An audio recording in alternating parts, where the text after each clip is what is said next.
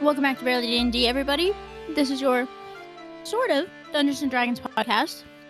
It's a lovely day. Way too hot in Texas. Maybe temperate in Maryland. I don't know.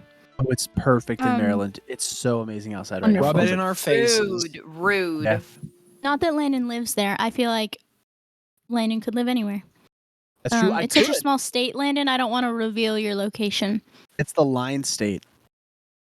The Line State. Wow. Yeah, because the That's only war that was almost fought between states, other than the Civil War, of course, was between Maryland and Pennsylvania, because they both kept moving the Line State. You know, the Mason-Dixon line, Lewis and Clark. That's the north border of Maryland, baby. It's controversy central. Okay. Wow. Get out of the way. That's a lot of Been a really history. lame war. Yeah, well, it almost was, yeah. I have Yeah, another Jackie was question. Before I do Okay. that, do we have any other announcements? Yeah, I have an announcement. Okay. Oh, I guess What's your we do. announcement? My announcement is... I thought I was going to have one, but I... That's a shame. Sorry. Okay. That I guy. have an announcement. I Oh, go I ahead. haven't. Oh no, you go ahead. No, you go.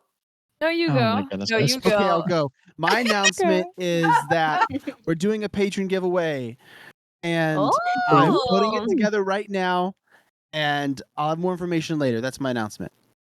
Sick. My announcement is that I'm sitting next to Abby and she's in my home and I fed her hot dogs and we're going to have sparkling grape juice later and a sleepover and she's my childhood best friend and I love her and she's sitting right next to me. That's it. And we're Guys playing are really D&D making right me next miss to each other Daniel. again. That's so Really cute. making me miss Daniel. Okay, your turn, Abe. I feel Follow like my that up. question kind of fits in with that. Jackie, did you have an announcement? I did, but it was like a shameless self plug, and I feel bad about that Shameless now. self- Plug it. No, Do the plugs. I have a self-plug. If you song don't do it, I'll do coming it. out September 25th. That's What's it all. called? It's Where can called we find it? Dumpster. It's called Dumpster. You can pre-save it. It's chill. It's Literally. it's turf. trash. It's literal trash. It's fine. Is it demure? Okay. No, It's not demure. Good. Okay. And not demure.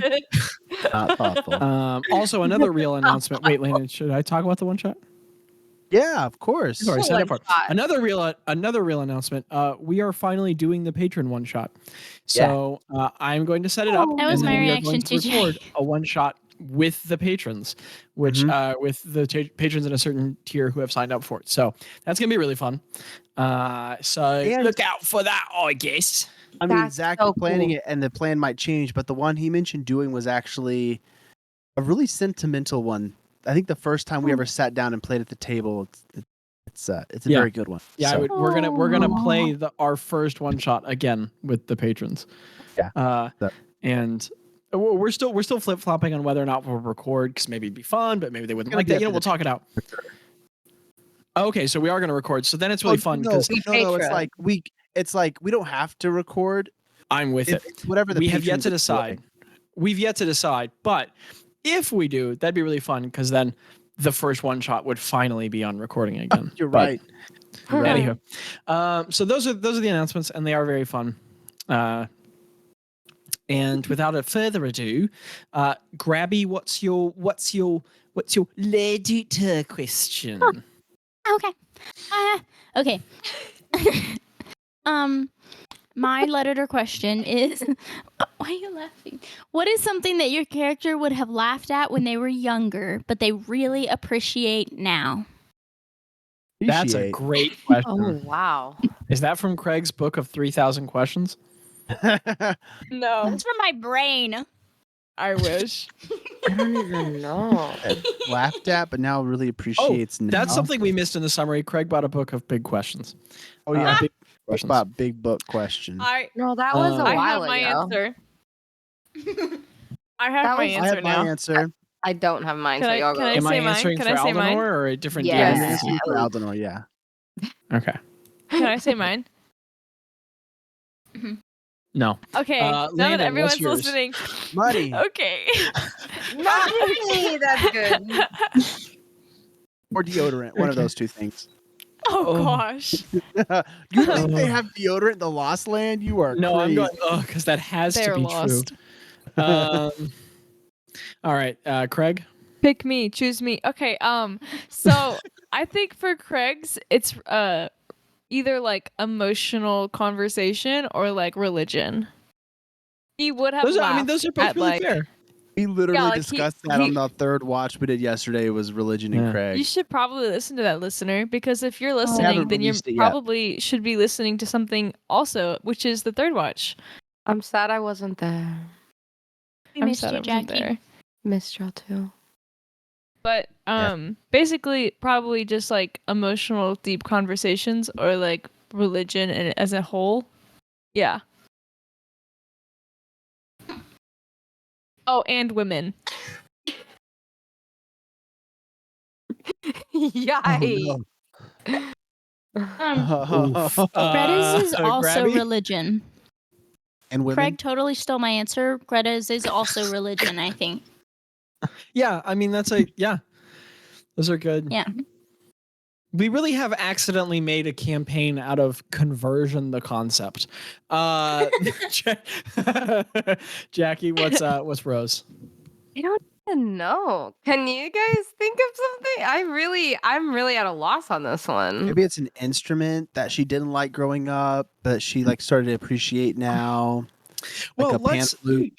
I mean, a lot of the core triangle. aspects of Ro are have been very consistent her whole life. But she, as a person, in her like terms of like philosophies and perspectives, has changed a lot in the like almost year of the campaign. In world. So what? I don't know. Like, what's one of those? What's a perspective she used to have that she's taken very? I don't know. I think maybe she would have laughed at the fact of like ever finding like. Because I think her thought process was that she was just going to travel forever and kind of be alone. So I think maybe she would have laughed at the fact of like if anyone was like, oh, you're going to have a family one day or whatever. And even though it's not the sense of a family of like, oh, she got married and has kids, it's a family as like a found family. And so I think that's something she never thought she would like be traveling with people and stuff like that. She was always like, I'm going to be alone, like always. And then she was like, and maybe even that sort of like edgy teenager, like I don't even really want people. I don't need people. I'm cool. I'm going to my own. Now, that's definitely Ro. Like, I travel alone. Like, yeah, I think so. Heck yeah. Oh, Landon. And then, well, I see. Aldenor kind of sounded like this, right? Yeah, I think so. Yeah. He's a gecko dude. Regularly in his speech, he would stop so that his tongue could lick his eyeball. And I'm going to say probably also like Bazz, money. When he was a child, he kind of thought that's not really that important. And now he knows really important source of minerals. So I think he sees it differently now. I wish Abby would have gotten to meet him. I know. Abby, you would love him. I mean, you guys, you can travel in trees anytime now. You could always just leave, get some money, and come back. I mean, that's true. Yeah. We can have more Aldenor in the future. Yeah. All right. Well, then without further ado, trusting that you guys can survive the emojis, because I really don't know.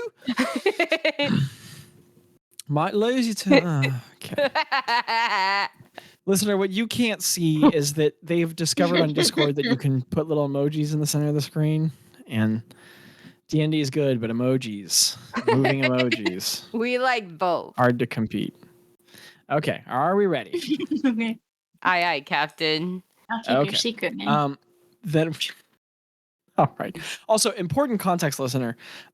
We have... I mean, you already know about 108 and 109. Oopsie poopsie. Troopsy goopsie. But we recorded the summaries. But Lando was saying, which is a very good point, that, and I agree with, anyway, we are doing that. We felt the Miscore bit that was lost was like really not just like, oh, that's a shame, but like, oh, that's important to the story. So we're just going to redo it. And what we're going to do is we're going to move back in time a little bit. And, we're going to give context, and we're just going to recapture the moment that led to it, and we're going to re-role play that moment. And the way Lando, just for a heads up, is obviously the events leading in will be the same, and I assume they will follow the same course. Like, like not a massive shift, but we are going to redo it. So, okay. If like, I mean, I'm not going to say that it's just going to like totally flip, But basically what I mean to say is that, like, if you do it a little different, it can go a little different. Because I think that keeps it more impactful than trying to replicate it. And it can still move along its, its core focus and structure. I just think it's important for the story. Okay. So then without further doopsy poops. Oh, first of all, are you okay with that? I'm not just telling you, I'm asking you. Oh, no, that sounds great to me. Okay, dope. So without a further oopsie poopser, we go back to Bazz, who is music. You all are in the warm hearth, and you all have the party has been out shopping all day. They've gotten their tattoos. Everyone is freshly tattooed, but the magical tattoos heal faster. Listeners, you can't see the whole party having a full dance party. The party. And you guys have returned to the warm hearth in the late evening, exhausted from your days. And Craig and Ro have just met a group of aspiring adventurers called the Webmakers, and they have been immediately ousted as the fun guys, and the new heroes were just fangirling over them. And within 5 seconds, Craig accidentally name dropped the Maker, and then Ro tried very hard to clean that situation up. And then, when finally given the opportunity to have the final word, just went, "Okay, so here's who the Maker is." And I did not do that. That's not true. However, you got to feel about it. And so they have permanently changed the course of. Can I read my notes real quick of what I wrote down when we met them? Sure. People who told us about the Maker. So here's what I wrote down when we found out about the Maker, however many episodes ago. The hand is a symbol of the Maker. Do not share this information with anyone. Very important. In all caps. In 86 episodes later. So. I just gave them a little push. They have direction now. After permanently changing the course of their lives, everyone got very excited. You're Gretta welcome. purchased an obscene amount of honey bread, ate a lot of it, made herself violently ill. Sorry, go ahead, Abby. I did. And threw I was up. there. That's what I did. And after throwing up and being led to the room, everyone has gone back, and everyone is in that original room that the party first stayed in there. And everybody's sleeping, a bit close quarters, but the only person still awake is Bazz, with a silver chalice inlaid on the inside with black dragon eggshell from, and this is a fun tidbit, Xerx's eggshell from, so this was sold by Tel Auger. It's a part of that eggshell. So with that chalice encrusted with the eggshell, with some finely purchased mead, whiskey, just sort of catching a little bit of the last candlelight and its amber fluids in the glass, a chalice, as Bazz sits there at the edge of his bed, everyone else soundly sleeping. What is it that you do, Bazziford? I cast Divination of the Mad Prince, and the question that I propose is, are the fungis strong enough to defeat Madame Miskor in her shop? Okay. Now, could you describe that spellcasting for us a little bit and the function? Because this is the listener's first reintroduction to this.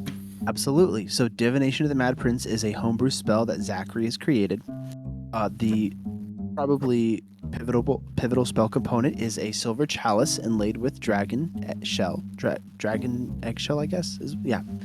And the way that the spell works mechanically is that you roll a D100, and depending on how high you roll, you either get a visage of random information to just simply chaos to, a specific answer to a question. And in this section, I rolled pretty well. And well enough to get a specific answer to the question. So Zach said he's not going to roll again, which I'm thankful for. No, sticking with the results. Okay. But as I so cast Bazz, it, I'm swirling it around as, the chaos of this spell crafted for the Mad Prince is kind of meeting and tinging with, the magic of my new subclass with the Maker. I'll let Zach go into the details because he knows those things inside now. Bazz is your magic is completely different now, but this one spell evokes some of the older magics you held. And so as you whisper it, instead in the druidic nonsense you learned, and now in the many tongues of the deepest speech, your eyes turn gold, but they still roll back, and they kind of swirl with rainbows across their shape. And even the many tongues uttering from you seem to bleed and mix a little bit, like a little bit of that chaotic magic is forming from the deep magic as you cast it. And as you swirl the liquid around in the glass in erratic patterns that to someone entirely uneducated would look random, but to someone who knows, you're literally drawing the glyphic shapes in the air with the chalice. As you bring the fluid to your lips and drink, it's warm down your throat. And as it passes down your throat, so does a wave of knowledge over you. And it's a bunch of mixed imagery and muddled colors. And it's very abstract, but as you finish the last draught of the chalice, you sort of choke on the fluid a little bit. And as you cough a bit and some of the whiskey comes burning through your nose, the images resolve in your mind into an image of Meescore's body broken at the bottom of the shop with Craig's blade in the back of her, very like abstract. And as you blink hard and blink out of it, there an inch away from your face is taking up half the like all of the unoccupied section of the room where the beds have been pushed close together to fit everyone. There's just the entire Mad Prince, Yellick Tenant, is in the room in front of you. His gigantic face, like almost the size of a lion, an inch away from yours. And he just says, "Yes." And you like blink and you sit back. He's gone. And you hear his voice in your ears say, "You are able. She knows this. And she fears it." And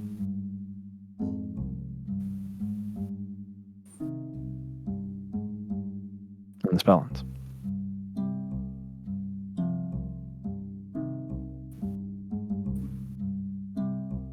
Right. Okay. And then I put down the chalice. Try to get the last drop of whiskey, and there's always one more drop to get a similar weight. It's good whiskey. You're not going to waste it. Right. And there's a whole silver. I mean, come on. It's expensive. And Bazz has whiskey a lot less often than we do. It's a real treat. And I laid down, feeling pretty good. Feeling in a good spot in a room with the same friends that I started this journey out with around me. Even though Craig can breathe now, there's still just the same amount of snores coming from him, which is nice. Yes, but now that he's a paladin, every once in a while the snores just very briefly harmonize, and then they dissolve back into... Harmonize with what? He's one voice. I guess maybe the maker. He can produce the many voices. Does he harmonize his snores with his farts? Jaci, for the second time in a very brief amount of episodes, I say the words, "Why have you done that to yourself?" And we'll revisit that later. So, because they do now. But anywho, and Bazz falls asleep, and everyone is lulled into a deep and comfortable sleep at the place where so much of this began.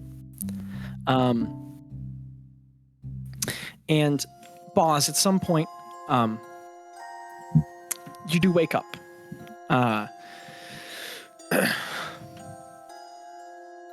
But you wake up not to the result of a good night's sleep. But you wake up to a stiffness in the low back and a dripping sound. Not regular, like a single drip, an impact. And it is a very soft, dull, like a... Is it? I don't even know if that picked up on the mic, but it's very hollow and dull. Okay, excellent. And where you wake up, your eyes flutter open, and you are staring up at a soft, shadowy void. You're looking up into the center of something slowly rotating. A solitary chandelier affixed to nothing. It's a dull, rustic metal of a couple concentric rings. And above the lazily moving decoration is nothing. but lighter shade, and to either side of the narrow space rise cluttered, precariously stacked shelves that consume the peripheries of your vision. Along the shelves around you are crammed, heavily worn, uneven tomes, stained and cracked with time and traveled hands. From between their diagonal crevices sprout uneven leather pouches and hastily stashed miscellanea. Occluded jars house brackish mixtures in which occasionally bob unclear masses of organic nature. Outward-poking items hang from the edges of shelves, their identities obscured by aesthetically incongruent clothing haphazardly flung over them. The cluttered atmosphere of inanimate objects crowd the narrow space, drinking in the sparing light of the few floating candles on those 3 rotating chandeliers affixed to nothing. And across their surfaces, they drink in that little bit of light to produce a menagerie of odd shadows, all playing across each other. Chests lay toppled over, and you find yourself laying down on your back, looking up into the shadowy dark within a familiar narrow shop. There is one thing that I think Bazz would have done when this happened that I did not do, and I think this will be the one thing that I do differently, Zachary. Landon, to be fair, you can do a handful of things different if you want, but go ahead. I think Bazz would do some sort of insight. Yes. I'm so sorry about this. I think I hear Hoffa coughing. I'm going to go check on her. I'll be right back. Everybody talk for a second. Just to kind of recap what originally happened. We should probably just let it play out. Guys, okay, so brainstorm. What should I do? Should I do anything? What should I do? I think insight's really good. Think of all the things that you could do to get more information that you couldn't do before. I thought you were trying to do just exactly what you did last time. Zach opened a door, so... Okay. This can go a little different. So what I would do is, as I'm looking up in the darkness and the chandelier hung attached to nothing, I want to do some type of insight or arcana check to see, like, are we in the Shadowfell right now? Or, because I've been there, does it feel like that? Because I can imagine it would have felt different. But I'm just trying to see if that's even something Bazz would know. It's not going to be the easiest DC, because it requires a great deal of intuition. But I'm going to say that you can make an arcana check. You're proficient now.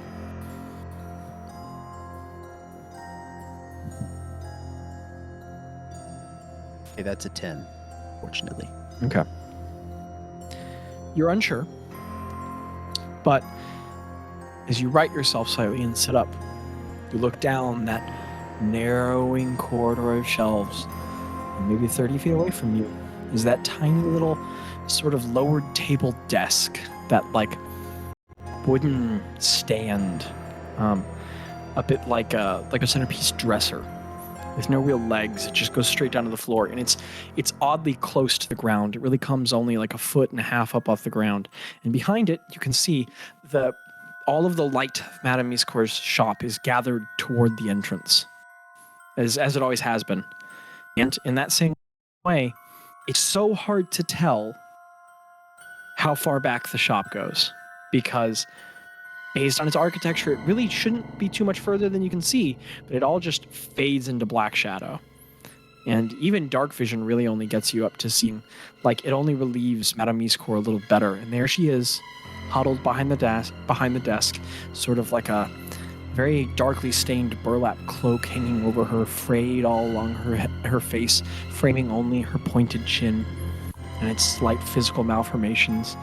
And stringy hair is falling down around, and her limbs, her hands sort of poke out meekly from the front of the coat, and or cloak really. And you know better now, Bazz, as you have found out from the past, that the height sitting up at her shoulders is not her shoulders, but her forward folded knees, as she crouches down to so much less than her full height, because you've seen that height revealed. But right now, you are given, for the first time in months, as you meet this figure again, you're reminded how, from far away, she can look like an old lady, and how you were confused about that for the first time for a bit when you met her. And there she is at the back of the shop, and as you set up her voice, just barely audibly says meekly, Oh, Bazz. I've been meaning to talk to you. How are you?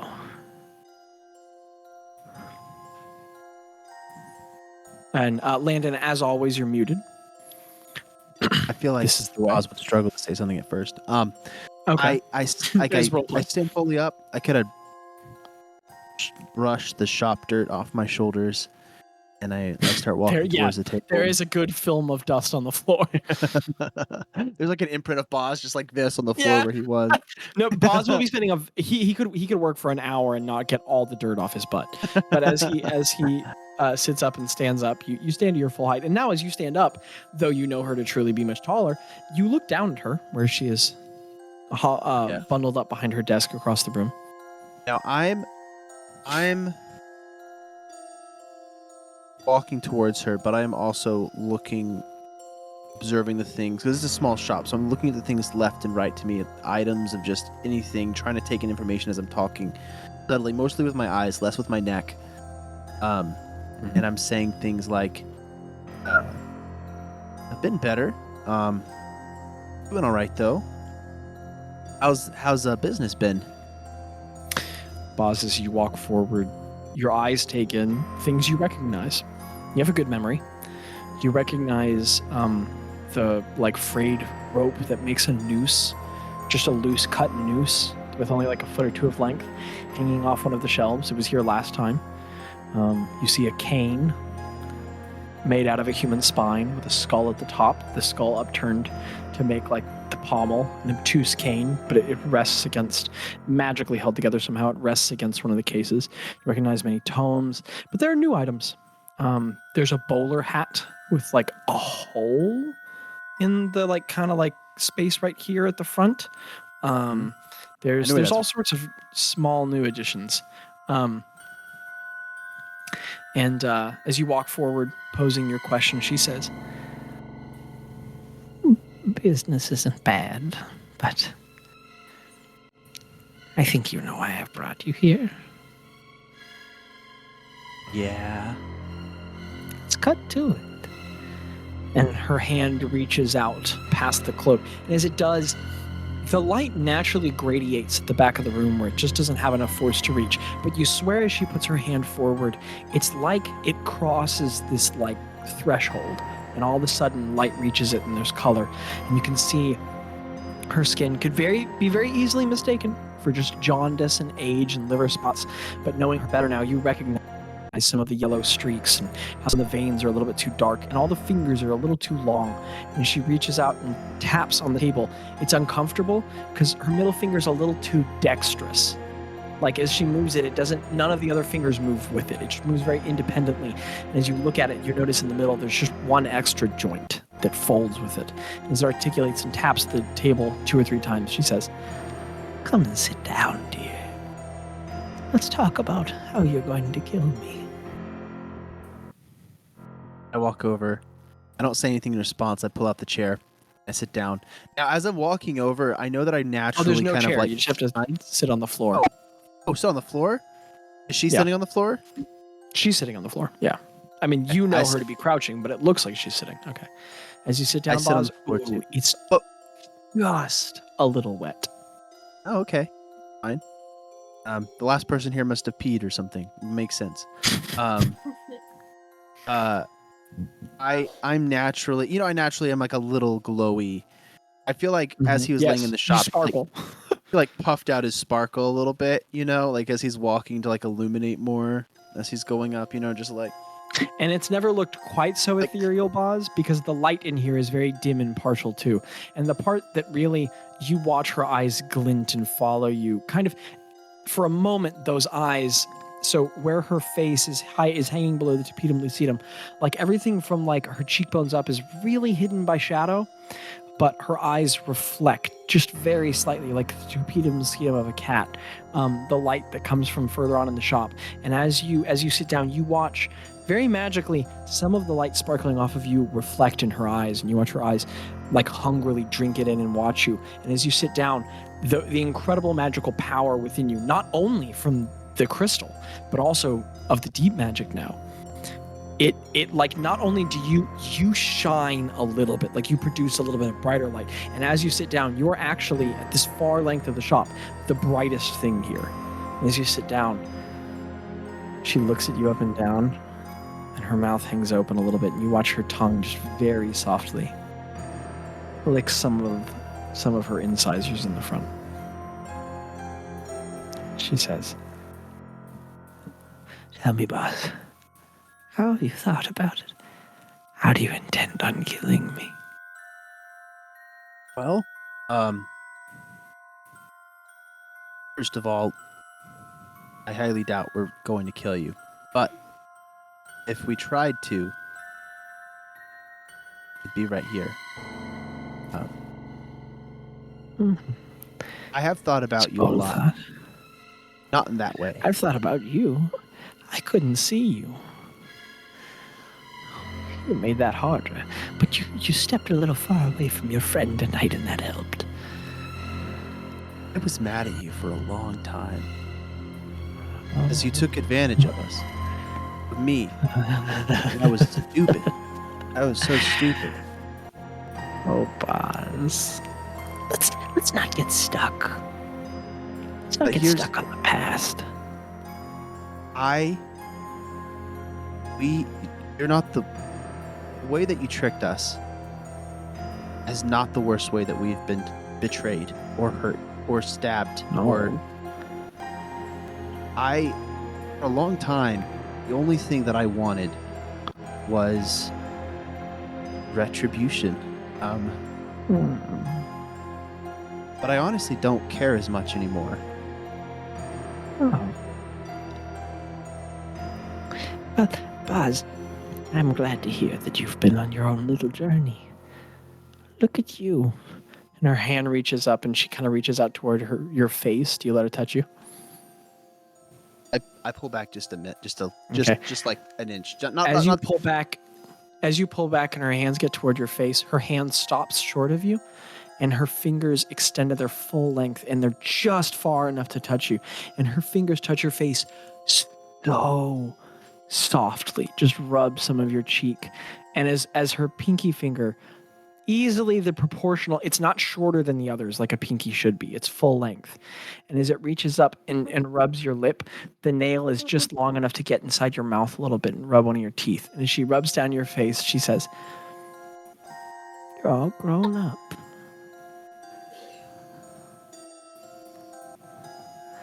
Bazz, you're right. I did trick you.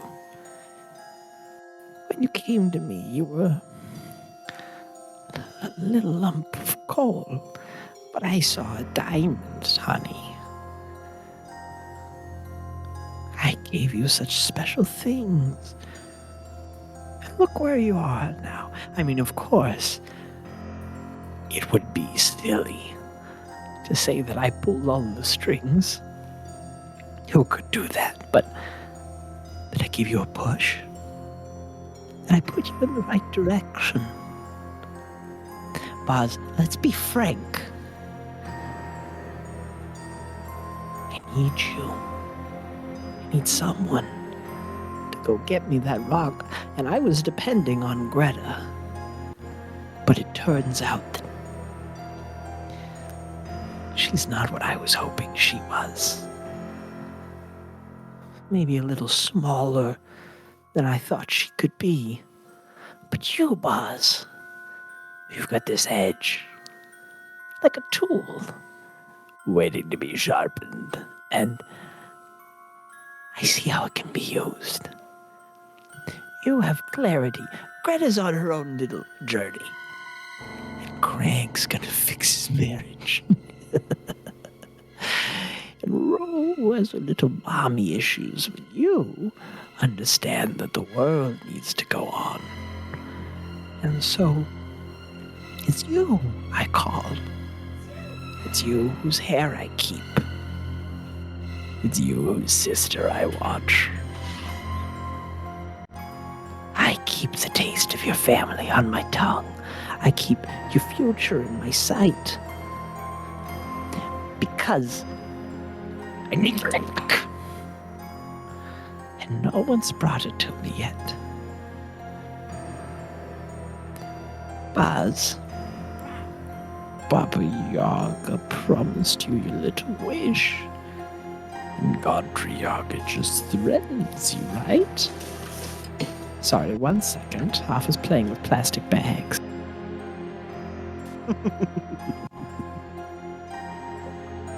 Zach, you're awesome.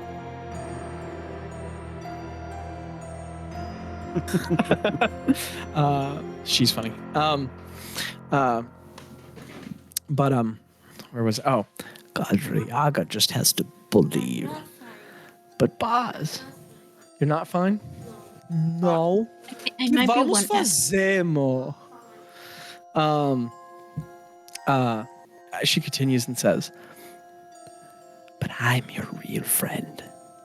I know that I can't be as scary. she does her fingers like claws, and as they do, it's a very mocking gesture, but as her fingers pulse forward, all of the skin at the top of her fingers cracks slightly, and her sharpened nails do genuinely protrude forward a little bit from her fingers with a little bit of like a sound. And then they pull back in, and she goes, I know I'm not as scary as the bloodied one. How could I be? But that's the perspective I need, Bazz. Bring me the rock. Because Baba Yaga, she promised you the wish. And Godfrey Yaga promises you death. But I'm your only chance at surviving all of this. My scale led you to Alondra. My scale led you to the truth. You would still be a little party of idiots futzing about on the quest given to you by a tyrannical sociopath to kill yourselves and be betrayed if you hadn't stopped in here. So, Bazz, listen again. I see the future like a stained glass window. It's not clear, but I see its shape. Bring me the rock. Because all of the worrying from your pretty little secret mages and all of your questing with your friends, it's not going to change what happens to you in the end. It's not going to change what kills your sister. It's not going to change anything. So bring me the rock, Bazz. I'll think about it. Just stop hunting us. Stop sending nightmares, Bazz. please. I'm just saying hi. Well, then call me or something. I don't know, but Oh, Bazz. What's the point? I mean, of thank you for joining giving us today? the scale, as awful as that was for a moment. I mean, you're right. Oh, You're right. That's you did all of that. Like the reason we got all these things in Metalandra and found out that Tella was working for a madman is because of you. Thank you. You're right. thank you. Where's my rock? Where's the rock Gretta said she'd bring? Can I do a memory check, Zachary, to see if Greta said she was going to bring that? Because I thought she didn't say that on purpose. yeah, absolutely. Absolutely. Give me an intelligence check. He's not very intelligent. That was cocked. It also wouldn't be the first time Miscourse lied, so. Intelligence. Intelligence +1. That is 10. If it's just straight intelligence, that's 10. Okay. She might have, she might not have. Hmm. She says, I want my rock. Let's use the carrot, Bazz. Let's keep everyone alive. Let's keep everyone from dying with the blooded one. Because I've always Baba got the Yaga will kill me. stick. Baba Yaga will kill me. Bazz, you don't understand. Baba Yaga will kill you. I'll take the insides of your sister and put them on the outside. You've got your priorities wrong. Okay. Nobody can hurt you like someone who knows you. Nobody can hurt you like someone who knows where your mother sleeps. If you've been watching us, you know who I've become, what I'm doing. I can't watch you, but I can smell the magic on you. I think that you've got me pegged wrong. Oh? Tell me, Bazz. Tell me how much you've grown. Tell me how much you've changed. I'd love to hear. Who's the big druid?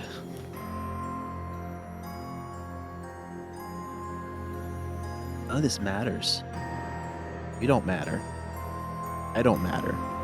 If I died, if my sister died, if my mom died, it doesn't matter. I should kill her? I know you're trying to mess with me. But if you did that, you would lose your leverage. You need that stone more than you want me. So if you think that's going to help you get the stone, then do it. But I know that you don't want to. You want me to? No, I said I know you don't want to. If you leave your leverage, your chances of getting that stone are gone. Bazz, I have a lot of leverage. But you do. Greg's got a wife. Gretta's got you all. And Rose got so many little kids who all think she's so amazing. How fast does it take to crush a bone? Bazz. And one of her hands reaches up and touches a shelf, then another one on the other side, and she gets up a little higher, just up to your eye height now. But as she does, each of her hands have led up, are now like 7 or 8 feet long, and she goes, "Are you scary?" And No. all of the shadows grow in the shop, and she says, "Are you intimidating me, Bazz?" And she stands up a little taller until she's kind of looking down at you 9 or 8 feet now. And as she does, her mouth opens and her tongue reaches down, licks her chin, and licks down under her own neck about 4 or 6 inches, and then pulls back up in her mouth, and she goes, "Bazz, I'd love to see one of the nightmares you make. Show me, Bazz, how scary you can be. Where's your stick?" And she just looms over you, smiling, genuine joy just enrapturing her face, and she's drooling now down her chin, and she says, "Show me the big, strong druid." I don't have the stick anymore. "Where's my something?" And Bazz, as you wake up in your bed, you're choking on blood, and you take 7 points of psychic damage as you wake up in the middle of the night in the room. With not like a cup of blood in your mouth, but just a little bit at the back of your throat. Your head's throbbing a little bit. And a voice just whispers in your ear, I'll tell you. I'll tell you who has the heart. I'll give you your wish. I'll save your life. Or we can see just how many walls I can paint with what used to be inside the people you love. Your choice, Bazz. I missed our conversations. And as the voice dissipates from the edge of your ear, you can just feel, just barely, a damp little moistness trickle up the side of your cheek, like a tongue very gently licking you. It was Craig. It was Craig. I'm sorry. It was Craig. And Craig, Bazz, you turn to the side, there's Craig. No, Craig's over there on his bed harmonizing farts and snores. That we've ever Also, heard. Abby, you're muted. Is this the first time that we've ever heard about Oz's sister? No, she was in a vision that I had a while back. Oh, where yeah. the Yeah, she was silver hanging mist out at like washed a over us. pond. Yeah, I don't think I was there for that, but I'm so That was sad a that long she's in time danger. ago. it was really. Okay, maybe I early was on. there. It was Okay. during Yeah, that was way the back vision then. where I got sucked away here in this room. Was the last time that I saw her. Oh, True. I don't. Full Oh, circle. Why is that the only wow. time you ever think of your sister, Bazz? Wow. That's what I'm saying. There's one room. That's so sad. That's so sad. That's so. Someone's demure. message that says, "Bazz, go on a first date with me." Score. Tech-nabbit, guys, bring me the rock. Why do you shipping everybody with me? Every That's single me. person with 2 arms. That's me and when 2 I want to legs? get married. Bring me the rock. Bring me the rock. Anyway, pause. You sit up in the room, taking shallow, sudden breaths. Is it in the middle of the night? Yes. Where you sit up. Actually, it's like way into morning. Okay. And you're just sat up in the room. Like it's like in a few hours, you bet it'll be sunlight. Okay. I don't go back to sleep. Okay. If that gives me exhaustion, let me know. But he definitely doesn't go back to sleep. No. I mean, you got. I don't care. You slept. You're good.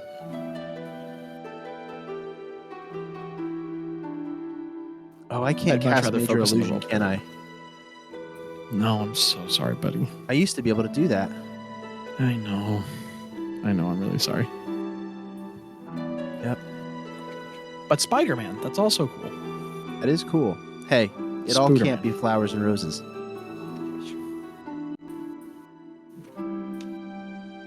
Okay. What you doing, Blaz?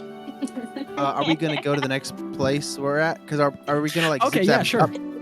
I mean, like, zip, I zap, zap, don't- boom, zap. We're in the street. It's the next day. At like 3:37 p.m. On level 11 adventure 3488 PB, Caladron 32, not 10. The note-taking nerds. Also, for the note-taking nerds, I totally forgot. This is adventure 110 of the accidental, or episode 110 of the accidental adventures. Yeah. Familiar haunts. Familiar What is it called? haunts. Familiar what? Episode 110, familiar haunts. Oh, I love that title, Zachary. Good Haunts. job. Thank you. I like Put a girl that. on. I'm gonna draw a girl ghost. on. I'm gonna draw Put a a girl on. ghost. I did put a girl on.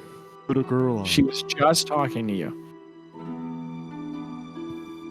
Anyhow. I have an Ghost. action item. Oh, real quick. Oh, sorry. I have an action item as well, but I will go below the queue of Abby BBB. No, that's okay.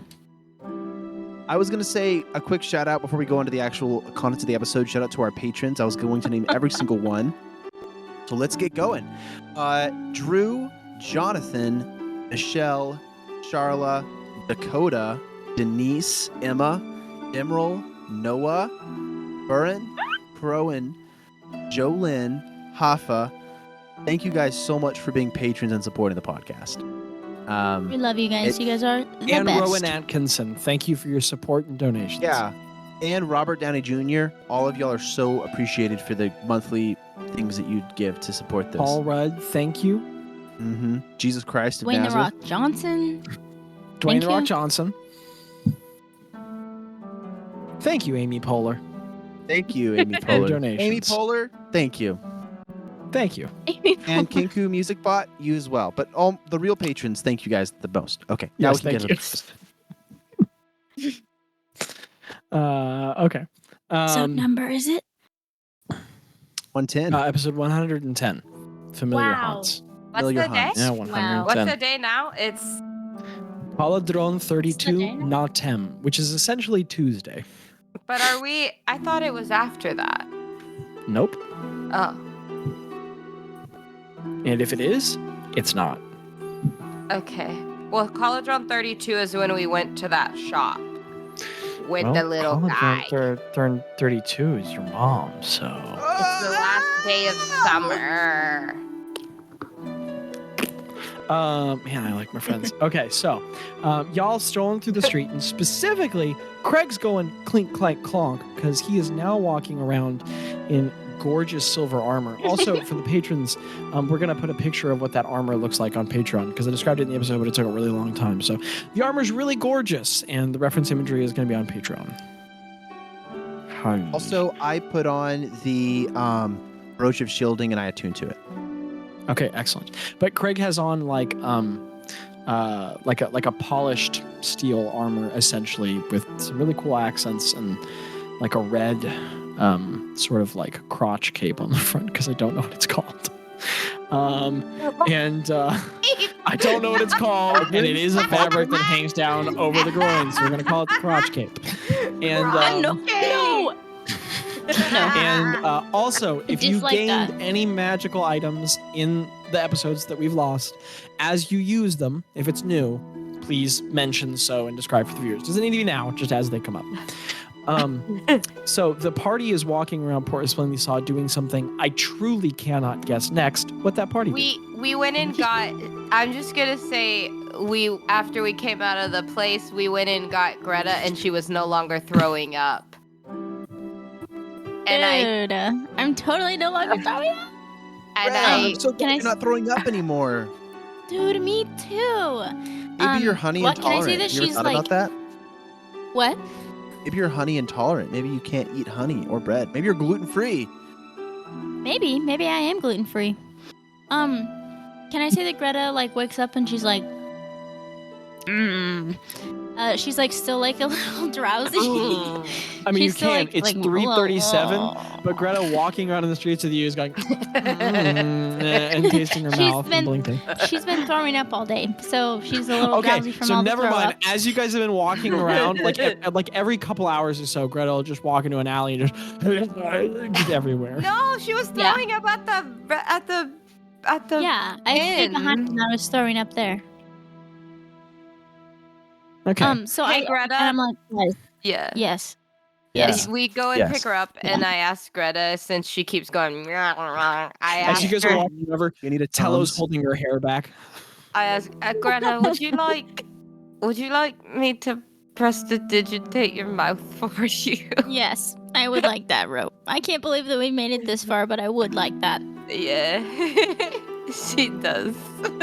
Guys, this smells Oh. like crazy, but I miss hardtack. It smells like mint. I Oh, make it smell like a Buzz, I don't know peppermint. that I disagree with you. All right, I don't This know is that I agree perfect. with you on that. I really like civilized food. It's pretty Yeah, I- great. I don't think I'll ever miss. Why did I, I don't start know. Just sounding being like here Tello? makes me miss like the call of adventure. I mean, we're first in the kitchen and bribing the kitchen for better food than hardtack. But I don't know. It just has like a, That's like a fair. maybe it's the texture. Maybe it's the texture. I like the texture. Greta, like, her mouth smells like mint now, so she's still doing the meow, but she's enjoying it now. And she's gonna say, guys, Tello, you lived here for so long, bro. You've lived here for so I've long. lived here Can for you a very please long tell me Mm. where to find a library? Well, really, it would be ridiculous if after almost a lifetime in the city, I couldn't direct you to one immediately. So as I ponder on that, honestly, I'm embarrassed that it took me so long to ask. Craig, could you prestidigitate Greta's mouth? Actually, Tello, I've only figured out how to anti-prestidigitate. I could try. Yeah, go ahead. Oh, That's what okay. I'll try. Okay. I don't Craig think tries. that's a great Greta idea. closes her Oh mouth. no. Craig tries. Greta closes.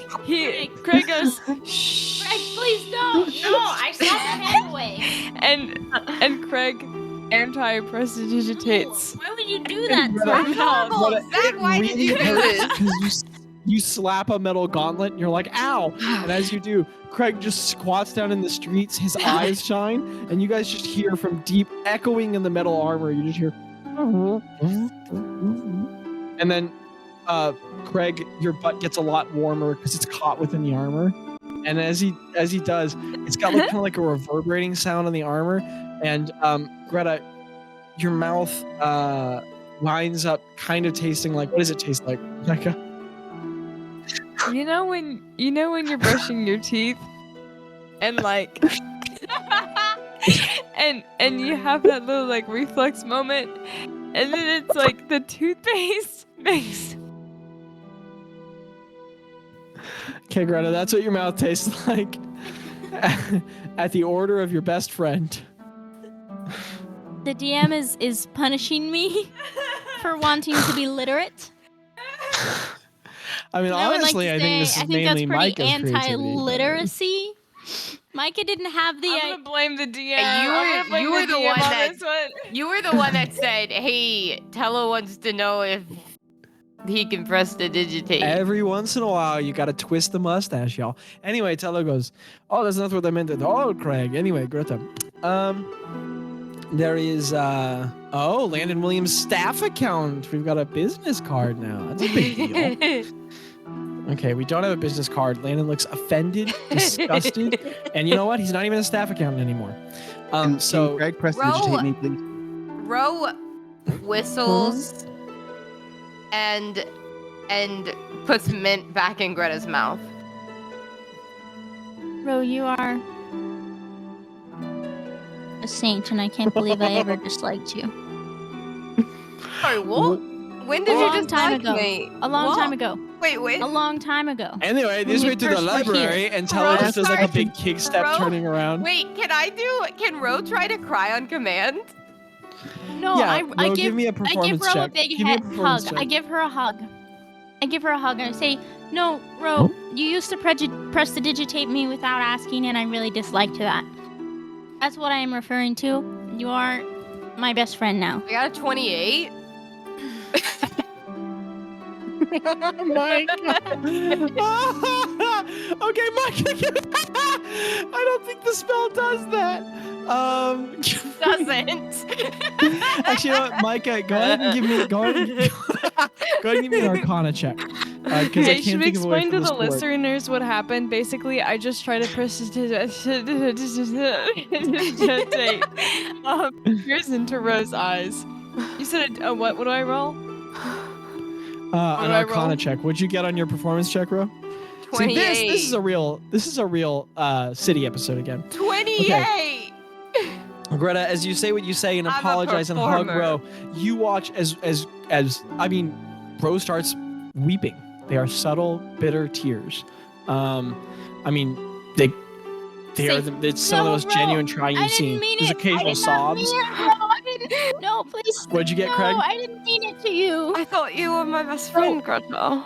When I'm rolling for Arcana, do I have to like add different things to it because it's like a spell?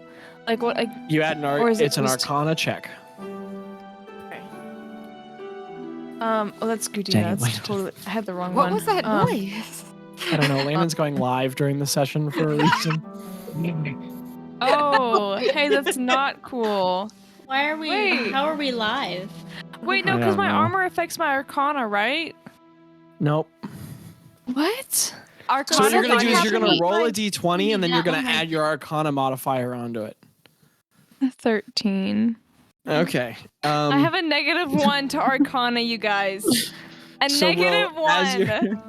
as you're crying and Greta is pleading with you not to feel hurt, Craig just goes just nearby. And it echoes in the armor. It reverberates a little. And then Tella goes, anyway, to the library. And you guys start walking down the street after Tello? Yeah. Please, thank you. Okay. Can I ask some questions? Yeah, you guys are walking. So Tello turns around and starts to ask Greta something, and then Craig starts in with, Hey, "You don't get that. I got a book. Yeah, you read me Can something. I read from it? You want more? Oh wow. You Yeah, want more? Yeah, Greg. Hey, hold on. Let me swallow this rock real quick. Okay.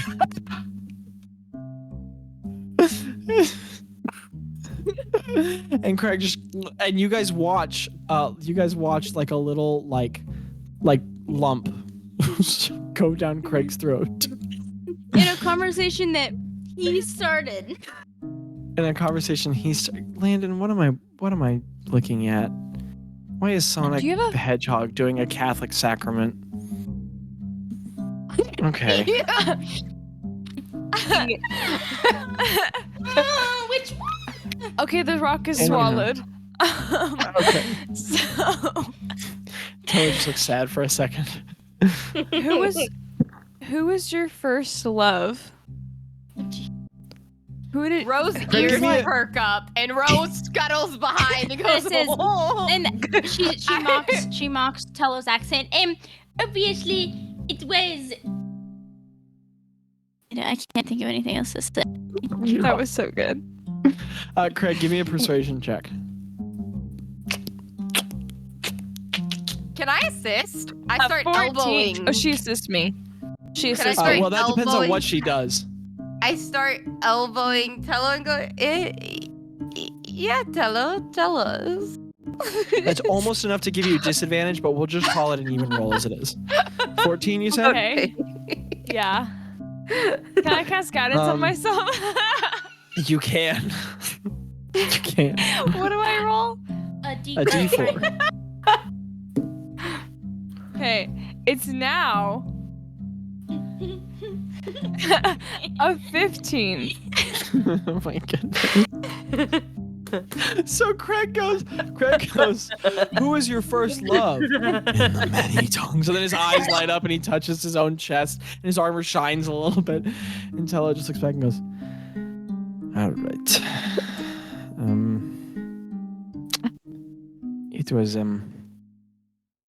It was the guards we met in the press company. Rose Is The what lady Craig did from the not roof say. with the crossbow. I insight check.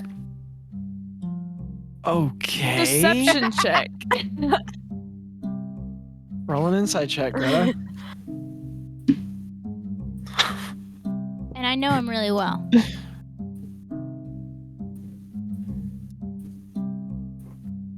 Till I got a 6.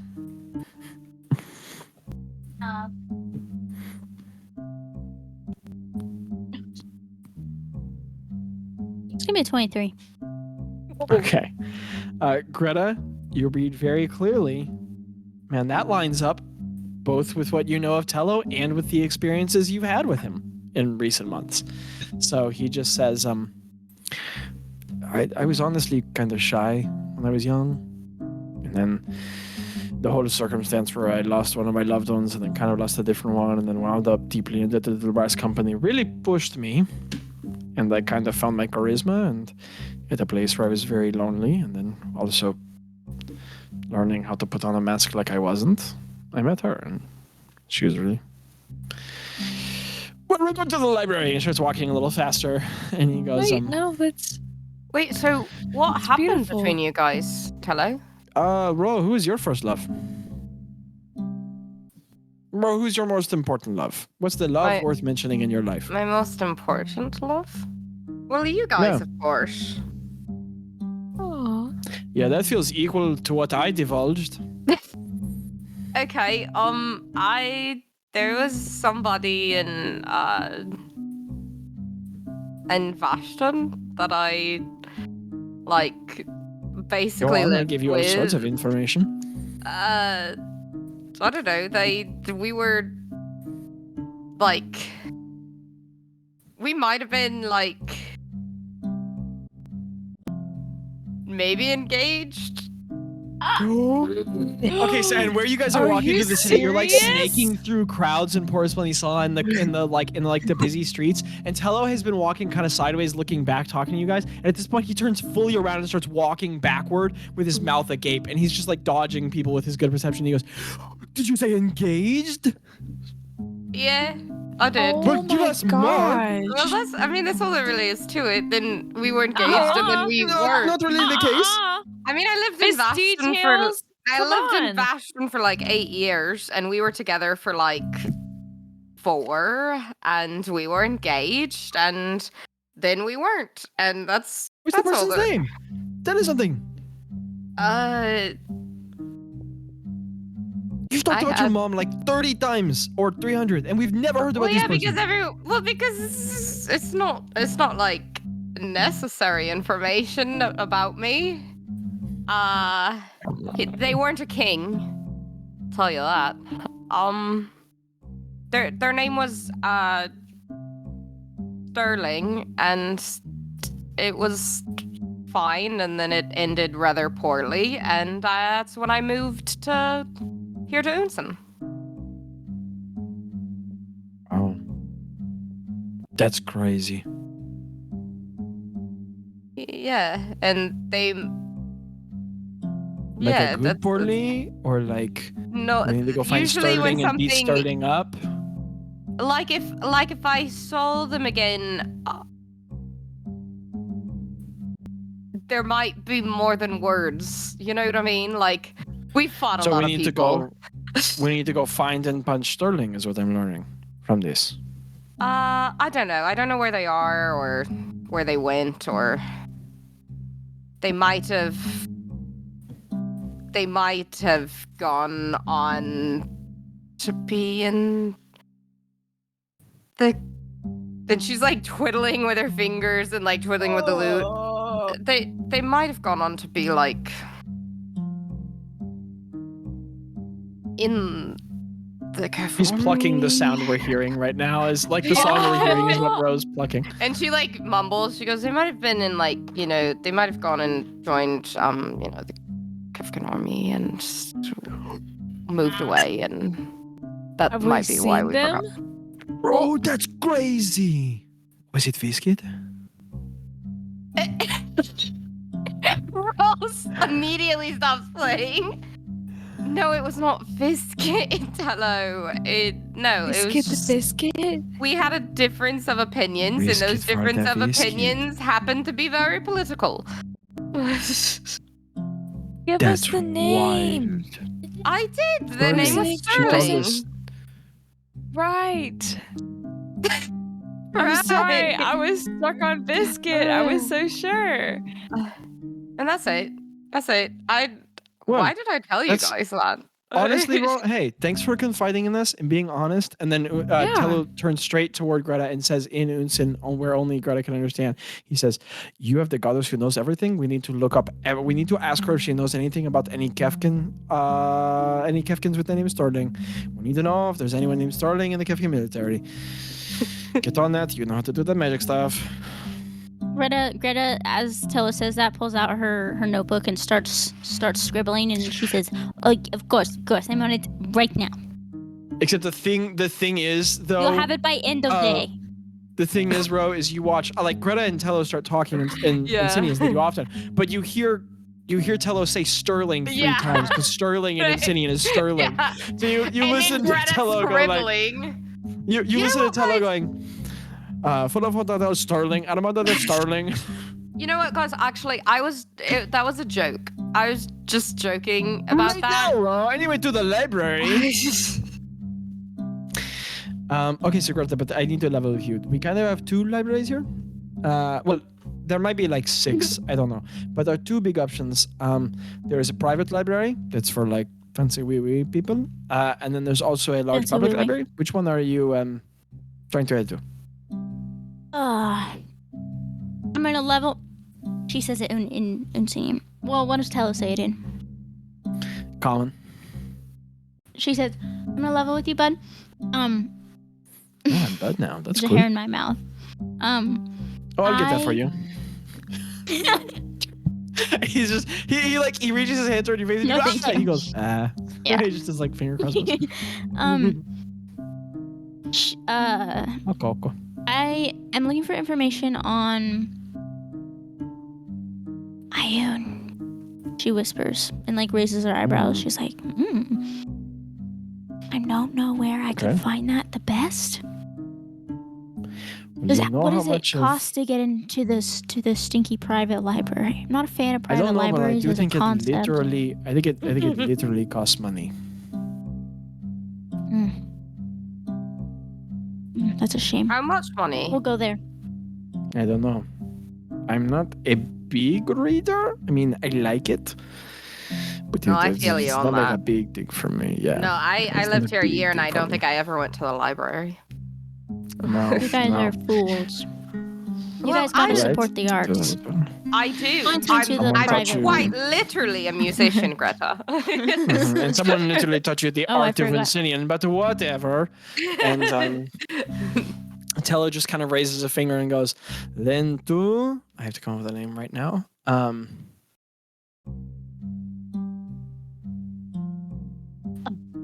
What do I call a really fancy library? Anyone want to name it right now, live?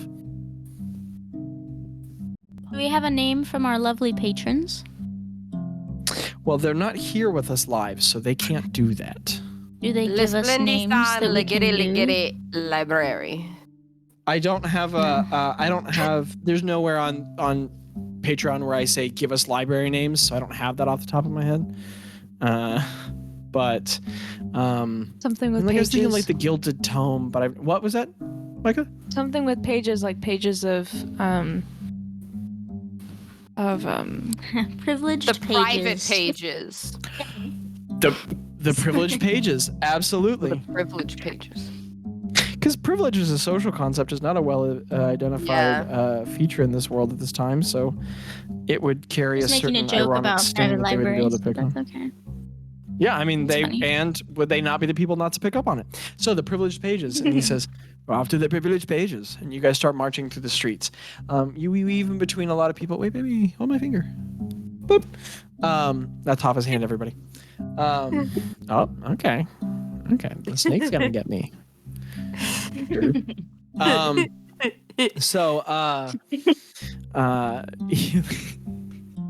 He leads you toward the city, and eventually you guys start resuming an area that you know very well, and it's the financial district.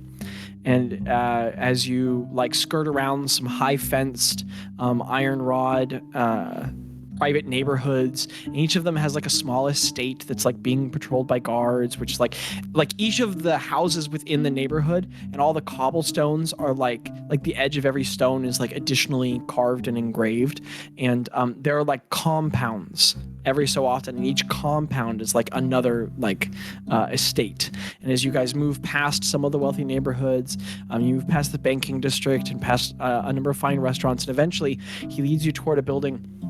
And he has to stop and ask about 2 or 3 different people. And you all watch as Tello, he takes on a very officious light. There's this obsequious quality, this very well-refined brown nosing that he starts doing with the wealthy people he stops and talk to. Something you haven't seen Tello do in a long time, but he stops a couple times in Unsinian, and you all watch as he gets a little distance from you all each time as he does, not looking like someone moving with a band of adventurers, but just stopping and kind of holding his cape to his side, and he says, "Hello, we are looking for the privileged pages. You seem well informed. Would you be able to tell us in what direction we might head?" And he does that 2 or 3 times, eventually gets an answer. And as he's directed through town leading you all, he leads you toward this building that looks quite a bit like a bank. And it is this tall building with a sort of it has the sort of triangular sort of concentric gabling of like a Greco building, but then there's all this sculpted gild and these leaflets and or leafing carved into stone, and it has some large stone pillars, not grooved like something Greek, but just cylindrical stone pillars, 4 of them in the front. And in Unsinian, the only person who can read this is Gretta. At the bottom of each one, at the leftmost, there is a word in Unsinian which says sight, and then the next one says memory, and then the next one says truth, and then the last one says tradition. And wrapping around the pillars very finely, like a cursive scrawl carved into them at sort of an angular pattern, so they move down and like a swirling motion, are the names of a ton of different authors, and they're all Unsinian authors. And Greta, you recognize one, and then all the others are foreign to you. And there are these large steps that lead up, and the whole building is like a grain stone with splashes of red brick, and there are no windows on the outside, and the doors are heavy and stone, and there are guards at each side, and someone with a stone podium tilted to a side, like an attendant clerk working there. And as you all walk up the steps, Tello goes, "No, I've never been here, but I know you have to pay to get in and have access, and I've heard that extra coins grease palms, but I don't know.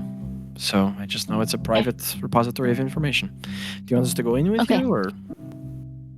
And Greta's gonna kind of she's going to mess with her hair and straighten her cloaks a little bit. Okay. I want to say, sorry, Abby, I know I'm interrupting you right when I gave you the reins. I want to say this really quickly. How much the phase of your all's lives where you can go somewhere without making a scene is just really behind you now. I mean, for a long time, you've looked like sellswords. You've looked like adventurers. You've looked like warriors. But And you've always traveled with two people who look kind of fey. So you've always been head turners, but it's different now. And there's no going back. Each of you sparkles a little. Each of you has some gold in your eyes when you get close. Craig is now a full plate armor, and there are knights places, there are warriors places, but even though the Star Splinter would drop jaws to be seen out of its sheath, but even in its sheath, he's carrying this ridiculously gorgeous blade, and then the war hammer on the back, and then the javelins at a side. So he's this very well armored and very well adorned warrior with this huge burn scar and this war hawk, and then like his sick braided beard. And then Gretta is this old woman in like fine trap robes with like dangling like items hanging from her. Tello is this well-dressed sort of like roguish character with like gold freckles in his face. And then there's Ro and Bazz. Ro is green with purple hair and all like growing flowers with a gold tinge to them. She sparkles a little. Her armor is that glamour studded armor. She carries the loot with crystal in it on her back. And then Bazz is even worse. He's got a cape. He sparkles like Edward, but cape. Green. His hair has every color of the season coming out of it, and he has the bee. Not atrium. Oh my goodness, I forget the word every couple episodes. Anyway, apiary hanging at his side. Like, you guys are just ridiculously eye-catching, and it finally starts happening that a block out from the bank, someone stops you and asks you all if you are the fungis. And Tello hops on it really quickly, and he says, like, the person gets really excited, and Tello shushes him down and does a good job of like, yes, it's us, hello. Let's tell you something. He gives him some brief fact about the travels, and he says, we'd love it if we didn't draw a crowd. And he slips like a silver into their hand, and they pass on. And you guys are like, oh, like, attention grabbing is just kind of a part of this from now on. So that's an important visual for the way you all look now. And as you all march up the stairs, Craig making a tremendous amount of noise, because not only is he walking around in full metal armor, but the sword is clinking against his side, and the hammer and the javelins. My farts also harmonize with the sounds in my armor. Just saying. Okay, excellent. And every so often as he up the stairs, there's a up the stairs. And as you all get up to the front, Gretta, you fix your hair, part to the side, a little bun, get up to the front of the group. And the guards at either side, they're both dwarven, and they have like these tall, like kind of ornamental looking, but also they look like they could be functional halberds. And both of them are wearing full plate, kind of like Craig looks in, but a little more standard. And I'm sorry, Gretta, what were you saying? I interrupted. I was gonna say that probably like as we're approaching or like while we're on the steps, I think I would turn to everyone and be like, hey guys, I just wanted to do some research for a little bit, but I don't want to if you guys don't want to go in, then we don't have to. I just thought I'd hang out for a little bit. I'm good with staying outside. I'll go in with you, Gretta, if you don't mind me going in with you. No, I just if don't. If you'd rather be alone, I get it. Not at all. I just don't want to make everyone come in if they don't want to. No, that makes sense. I would love to, yeah. So she's... Okay. I'm gonna climb in. Climb in? You're gonna climb I don't know. Y'all don't know? Or you're gonna try to break in through a window? Has to know. Okay, so Micah's saying something that's not being said in character. Understood. Tella goes, all right, we'll wait out inside. Honestly, at this point, Greta, I don't think you need me to translate anything. I think you're sitting strong enough. So, good luck. Have a good time. Oh, thanks. Okay. Bazz and Greg and Landon will be I'll meet up with y'all, I guess. Or Ro and I will. No, I'm gonna say that Craig goes in. Okay. So Craig, without announcing, just starts following the two of you. And you're wrong, Tello. As you all walk up, Tello goes, I thought this was bros before rose, but that's fine. And as you all trot down the steps, Bazz and Tello are just kind of chatting outside the building, and all three of you will follow up with Craig at the front, or Ro at the front, Greta at the front. And as the three of you walk up the steps, you get up, and at the podium, you have trouble seeing the figure, but you finally see them as like you get up past the podium because that person is also a dwarf, and you see with like sort of like a tall palisadal face, pale pallid skin, dark robes, like kind of long straight black hair that's got some streaks of gray in it, with like a very pronounced harsh nose. Not a handsome man. It's Spageverus, who's sitting there at the podium and goes, "Hello, what can? Oh." And don't make those noises. Those are Abby noises. I'm sorry. Hello, I'm like, oh, madam. is he speaking common? He is. Okay, I say hello in Unsini and say, oh, bonjour. And then I switch back to common. It's been a long time since I've seen you. It is expensive to work in this part of the city. Sometimes people need a few jobs. What may I do for you? Wait, Greta, Miss you know this? Small You know Star? this man? Yes, this is Mr. Spageverus. He also works at a bank here in Ensign. Spageverus. My apologies, Spageverus. Rose puts out her hand, and in like I feel like a poor Unsinian accent because she doesn't know Unsinian. She goes, "Enchanté." He just, his hands are resting on either side of this very large, like, label tome. He looks over and he goes, what may I do for you all today? Hi, Spageverus. I'm also here. I remember you, Mr. Dundley. What's your name, Craig? So I know that we had some finances that were put into this bank. No, we're not the bank, Craig.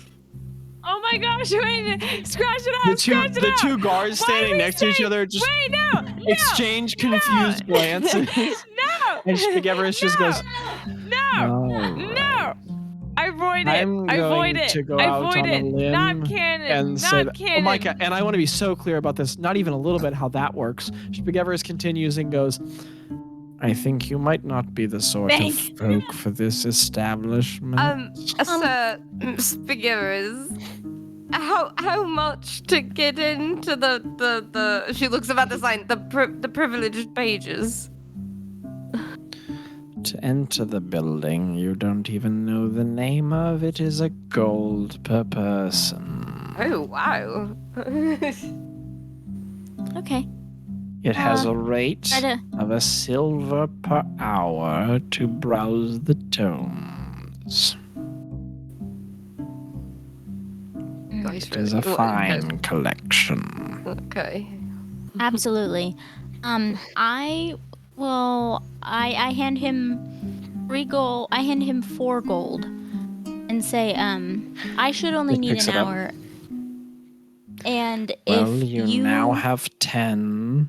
He pulls out a quill and dips it in some ink and scrawls on some paper. He plinks them into a bag, and he says, if you wish to examine any of the tomes in the restricted section, please contact an attendant. I'm just gonna wait outside. Sir, I think that would be for the best. If you are using his gold for the price, that means that you and your very colorful friend both have 10 hours access. Okay. Can we use part of that now and come back later and use the rest? Okay. Just then okay, yeah, that's fine. We'll just donate the rest to the library, I guess, and just keep the change. How and to you as a tip if you would like. Yeah. Well, I would agree in front of the armed guards of my employers, but I think I'll decline. He just reaches up a hand and snaps, and the 2 guards reach out and pull open the really large stone doors, which swing open. And as you all peek in the doors, they only open them up like a couple feet, like enough for you all to pass in. And the guards are kind of looking around. Both of them look at Craig. One of them very I'm a steely-eyed guard, and then the other one kind of looks at you quizzically like, this dude thought this was a bank. And as Craig does the walk of shame and walks out. Okay, Craig, as you hang your head, It's a great library. down the steps, clomping and clanking and farting and walking down the steps, Craig. Rowan, Greta, you guys slip in between the doors and they close behind you. At the bottom of the steps, Taylor's just sitting there nodding his head, tapping his foot. Craig marches up behind you guys from all of the clanking metal, and Taylor goes, "What do we want to do with our guys afternoon?" I want to forget what just happened. Well, I'm not one for getting hammered, but I do No, know that's not some what I was referring pubs. to. Can we get lost in the beautiful view of the ocean? I want to go Please. fight in maybe an underground fighting ring. That sounds even better. Let's go fight in an underground fighting ring. Do we want the girls for that? Should we wait for them, or? I mean, I know that Yeah, Bazz they said it's also like Rose to before fight. Rose, but I feel like we should give them an opportunity to participate. I don't know, man. But also, I kind of want to break off and do something wild. Why don't we just go and watch some fights? Yeah, let's That do could be some fun. research of a good place. Let's see if we can find it. Okay. All right. I mean, I don't have a contact for that, so I guess we have to find it first. Where do you want to head to? Let's ask one of the guards. Maybe they know where it is. I feel like they would know where the illegal fighting ring is, because they're probably keeping eyes on it. This is a high-end private bookstore. Oh, okay. Zachary, I'm saying this because I Mhm. went to go to the little Bazz room earlier and I missed. You did. We're in the bookstore right now. Well, I'm sorry, I said a bookstore. A book vault. A private book vault, like a book library.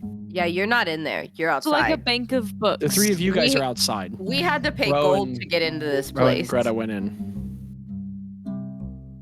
Oh, we're outside. You guys are outside the street. We in have like the wealthy 20 district. hours at the bookstore, at the book library. 10 between 10 for both of them. If they want to spend all 10, Between they us, could be we done have in one 10 and join you hours at guys. the Up to them. bookstore. All right, I want to go try to find the underground fighting ring. All right. I mean, Craig, you have the stone. Is that the one you swallowed, or I mean, the sending He stone's not swallowed the inside of sending you, stone. right? Craig swallowed the sending stone. What's happening? And He Taylor just goes, took butt down to a new meaning. I don't want to have to He's whisper like, into his huh? belly to call someone. What do we do with this? That's gonna end up in his colon. You're not gonna be whispering into his belly. I'm sorry. Wow, that's true. All right. Bene Abra.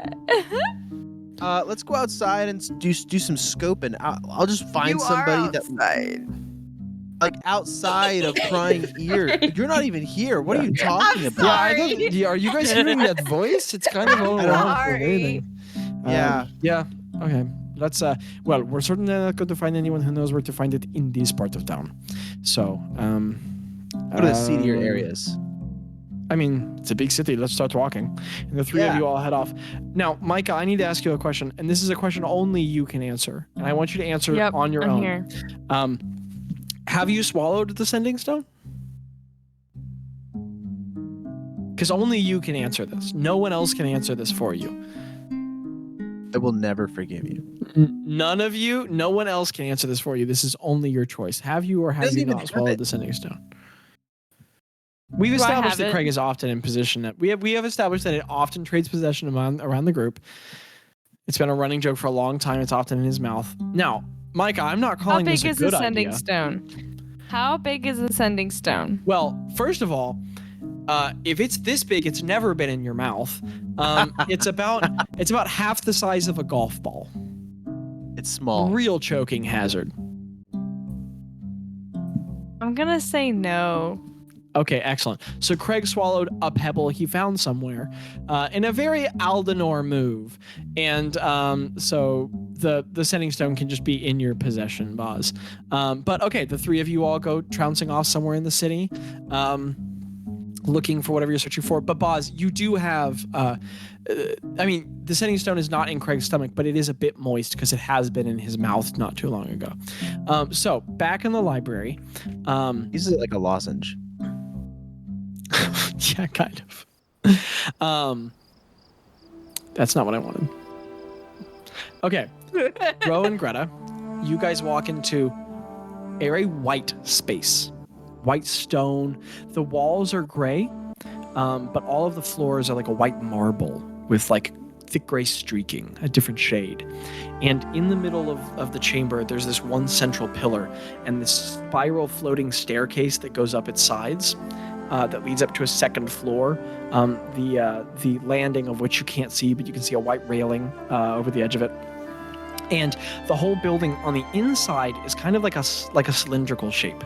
And there are there's like, you're sort of like in a circular foyer with a couple of like very finely painted white sort of like waiting tables with some trays on it and some fluted glasses that are empty. There's a couple paintings on the wall, very finely done. And at this side of the room, to the right, to the left, and to the back, there are what look like incredibly fine, like sort of like cells. So they're like broad rooms with shelves at each side and stacks, and they've got scrolls and a lot of tomes in them, and even some sections that look like examinable artifacts at some places. But all of them have metal bars in front of them, like fine metal bars, as if like jail cell library sections. And there are, walking around the space, attendants in like white robes, like sort of edged and trimmed with silver, and all of them are like have their hair very finely braided and pulled back, or in very sort of like well trimmed do's. And there's like a high elf lady and an older halfling woman, and then there's a green dragonborn man who looks very old. His frills sort of like long and fraying, and they're sort of like walking around the room, each of them carrying a tome. They have like rings of keys that sort of they pull out from the heavy flowing sleeves of their cloaks, and they open a section, take some of the books in. And the old halfling woman, she has like a sort of, she has monolid eyes, heavily sagged all around her very round face. Her hair is like a dark black, but so streaked with gray that it's kind of like patterned all over in a pepper. And it's very tightly pulled back into one ponytail that then braids straight down. It's a very harsh look. And she has dark brown skin.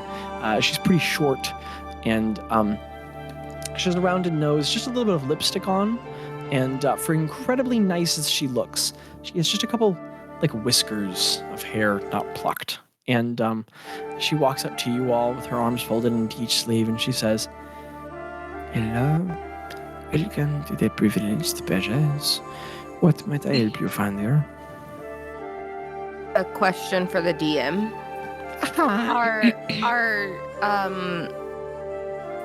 Are libraries common? Like, are we used to like the concept of a library? In this campaign, you all have visited 3, I think, or 2 at the very minimum. But also, they're not common. Like, at this point in history, a library is something you only find in a big city. Yeah. But that being said, you two here have metropolitan paths, especially you, Ro. So at this point in history, a library is a lot more like a museum. Like, it's not a fixture of every town. It's like the big cities have them, and only a good one is in a really big city, and you're going to pay to get in. It's kind of schmancy, but they exist and they can be utilized. They're just not common resources. Okay. Because books aren't that common. Yeah. Because I knew like we had been in libraries in like the fancy ones that we were in, but I didn't know like cities. Okay. I got it. No, neither of you is familiar with a private collection. This is your first time inside of one. She walks up and she says, I looked to Greta. I'm gonna. Sorry, I'm not gonna cough. I'm gonna try and say in like. I'm gonna say good. Hello. Good afternoon. This is our first time here. So I would love just kind of a overview, but specifically, I don't know what my companion is looking for. I specifically have been recently heard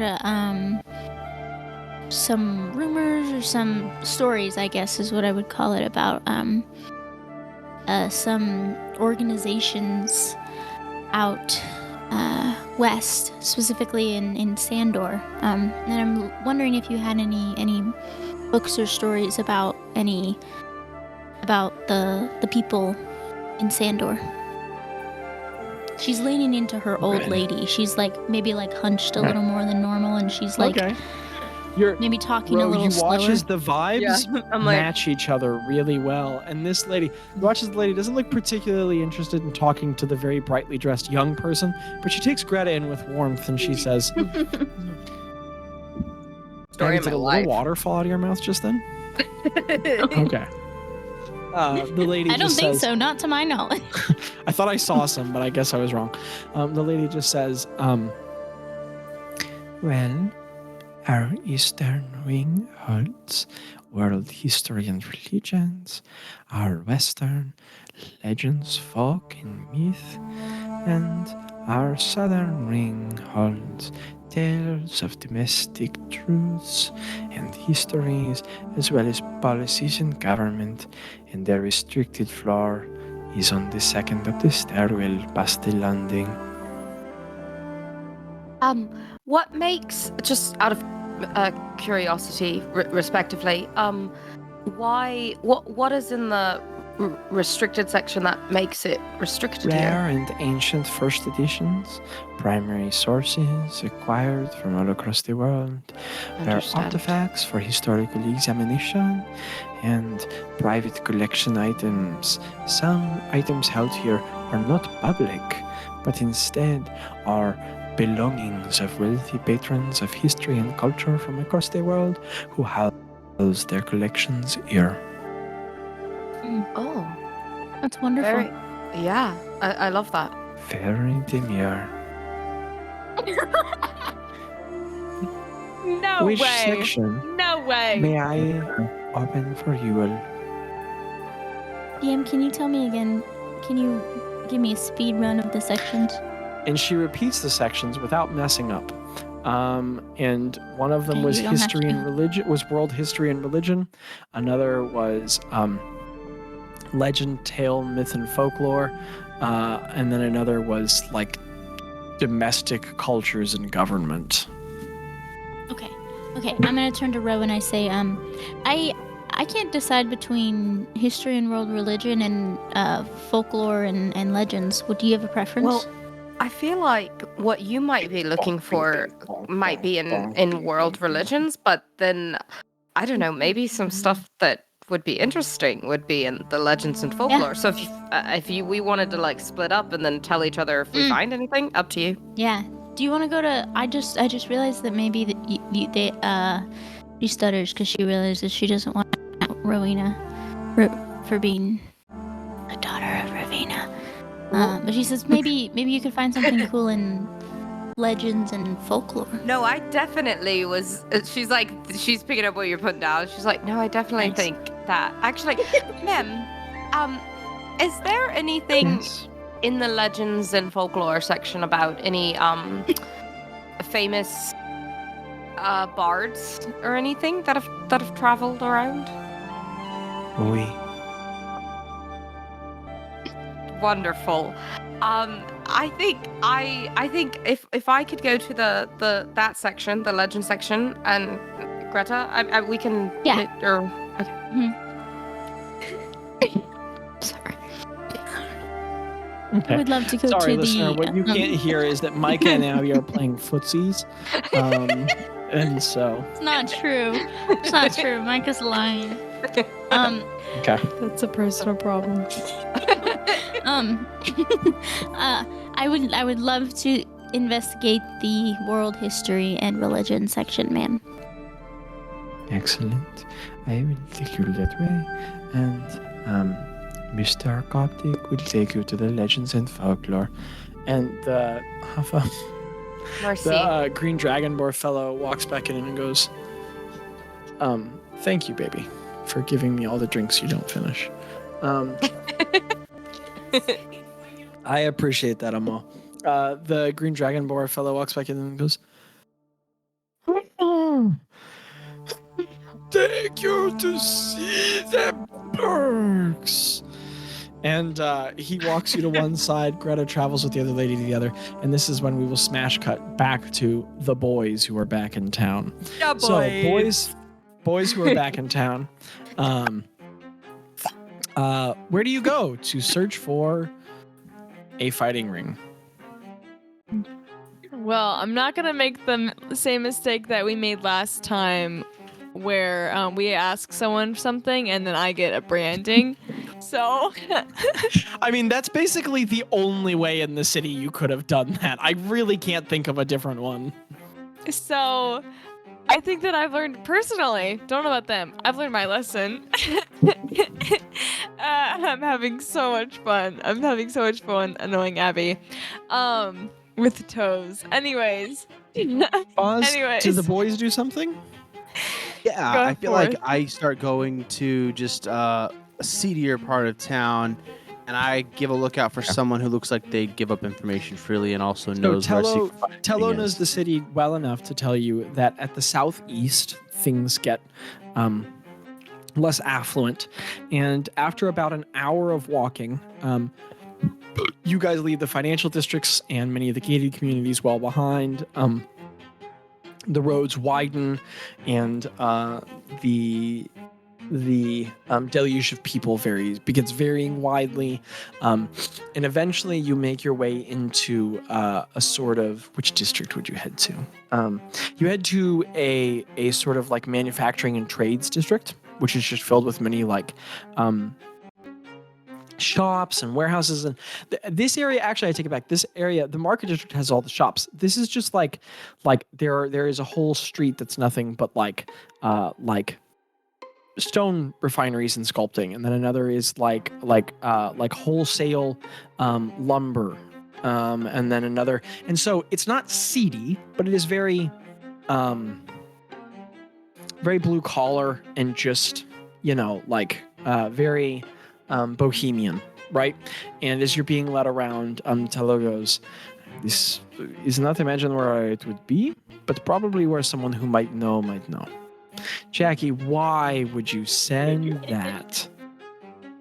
Oh man. Jaci just sent us a wiki feed with her own name and rating for I 4 didn't. stars. They were talking about toes. Jackie, why would you do that? Why I was didn't it your do page? anything. It says nice feet. Someone put it. Someone. Did it get deleted?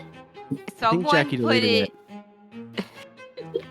It was not what I was not trying to stir this conversation. So the two people, Micah and Landon, who have player characters in the scene, what do you do to try and find the fighting ring? I stop somebody who's next to me and say, "Hey, I have a question." Okay. There's this there is this bugbear dude walking by.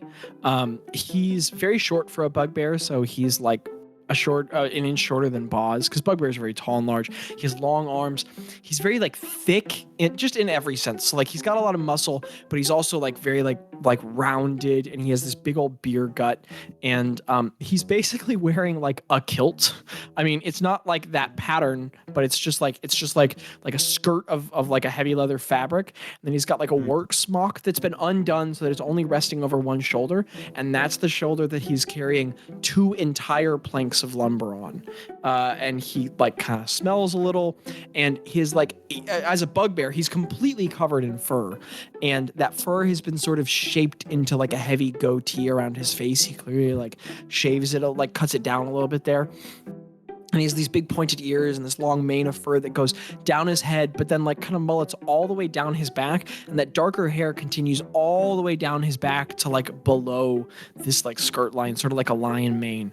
And as he's walking, he's barefoot and barehanded, and he's got a couple thick rings on. He's just walking. And as you guys you walk up to him, Bazz, he's carrying the wood, and he goes, "What?" Hey, do you happen to know where an underground fighting ring is around here? "What?" I heard that there was like some blood. It's not the blood bowl. What is it, Tello? What's it called?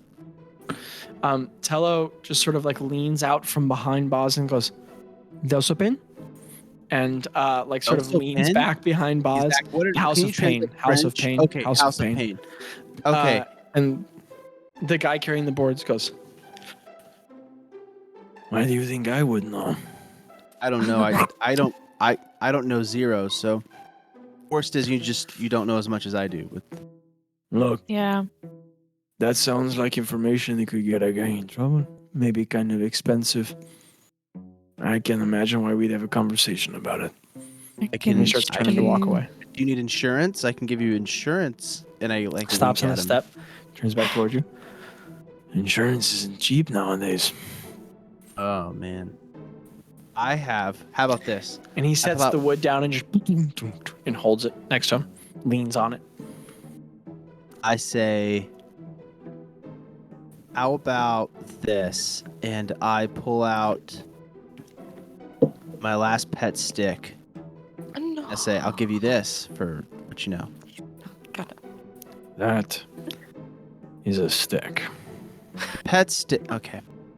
I see. He I looks see up what- at the like 8-foot piece of lumber next to him and goes, I think I've got one. Bazz legitimately chuckles at him, yeah. and he pulls And out he a smiles, and there's these very yellowed, like sharp fang teeth, and he goes, Yeah, I'm funny. gold. Okay. How and about he hawks this? into the loogie. How about I read your fortune? I got a guy for that. And then he looks No, at no, Chris. got this it, is guy. the real How deal. about you? This is the No, real he's for deal. real. Money. Do you see I us can- right now? Do you think that we're from here right now? Do you think that we like are regular people? No. I Okay, can do I'll it. tell you what. Bazz, give me a persuasion check and use it at advantage as Craig is helping you. You have the help action. Okay. He sparkles. That's a 24. That's pretty futury. 24. The guy goes, 420. Alright, you look magical. Okay. Tell you what. I've got a date tonight. Ooh. You're gonna go good? Or you're gonna go bad? All right. Do you happen to have a flask on you? You I need to it for No. I need it for the thing. I promise. It's not. I'm not. all right. And he like picks the wood up and he walks it over to a building and sets it down next to it. Somebody pushing a heavy like wheelbarrow full of like clay, like grunts going by. And he reaches into his like kilt skirt thing, reaches his hand kind of down his pants and pulls out this metal flask, this small little flask. And There you go. All right. I pour a little bit in the cup of the Mad Prince. Okay. As you pull it in your hand, Bazz, it's a little sweaty, but you sort of undo it and you a little in. Oh, it smells real strong and bad, and it's a very dark brown. And as you pour it into the chalice, you like re-cork it, and he like reaches back for it, or like cap it, I guess. All right. Now hold on to this with me. Puts- And then If you didn't have a 24 in persuasion, it wouldn't be working. But he goes, and what you all see start to happen is, oh, this man is superstitious. He goes, yeah, and he sort of gets closer to you, squats down a little bit, and he reaches out a hand and wraps it around the chalice. And he wraps his hand around you, and he looks deep in your eyes. Goes, oh, you've got this man in rapture. He's like, and I start doing my druidic nothings, and I'm spinning it around, and then I say, as you're doing that and swirling it with him, he like makes eye contact with someone down the street, and he goes, oh, look at this, look at this. He's looking with you, looking at it. and I'm like, he wanted me to ask if his date was going to go well tonight, right? Yeah.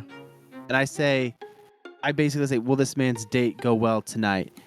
And then And as Bazz does, his And eyes that I- flash with like a golden fire, and like 100 different tongues come out that in a language no one knows, but everyone in the area can hear, and everyone goes, got an 81. and everyone's turning and looking, and he goes, the guy holding onto the glass with you goes, and he just raises his hand and starts shaking, like having a full-on charismatic experience, even though you haven't prompted him to. And as you do, Bazz, you reach back and take a draught of it. First of all,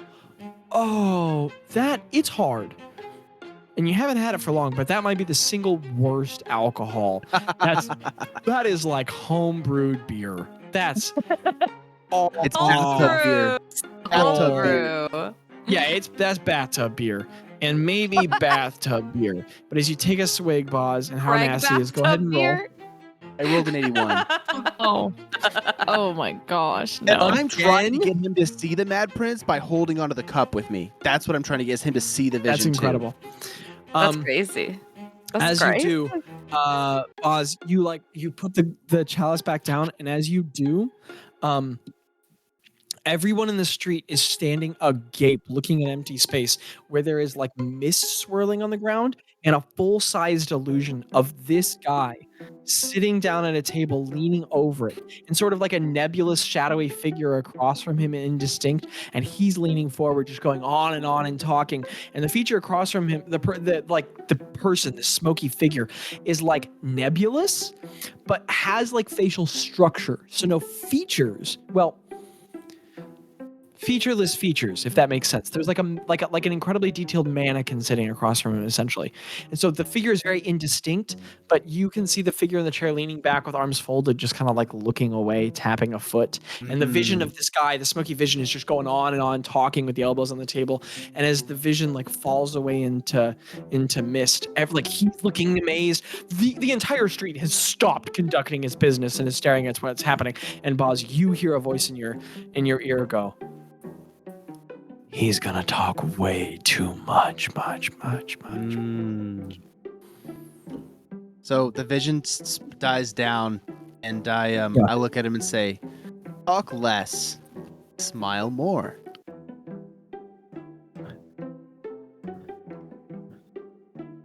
Ooh. Wow. Okay. But I mean, what do I do if I'm not talking?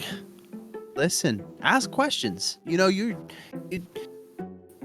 person's going out with you because they like you. You don't have to impress them. He's just standing there with like bewildered eyes. Greg's listening intently. I mean, He's learning. that doesn't make any sense, but Trust me. you must be a sage. And listen.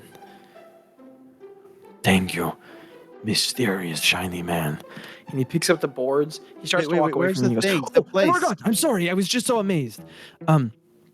Yeah, I mean, the one I know of in town is called the House of Pain. It's down in the warehouse district. You're going to need to go to where the buildings are abandoned. Go all the way down. And you won't be able to... Honestly, I've never been. I don't know what it looks like. But I know that it opens up when the sun goes down. Hey. Right. Good luck tonight. I'm rooting Where's for Ro? you. We need to know what time it is. Thank you. And he's just walking away going, ask questions.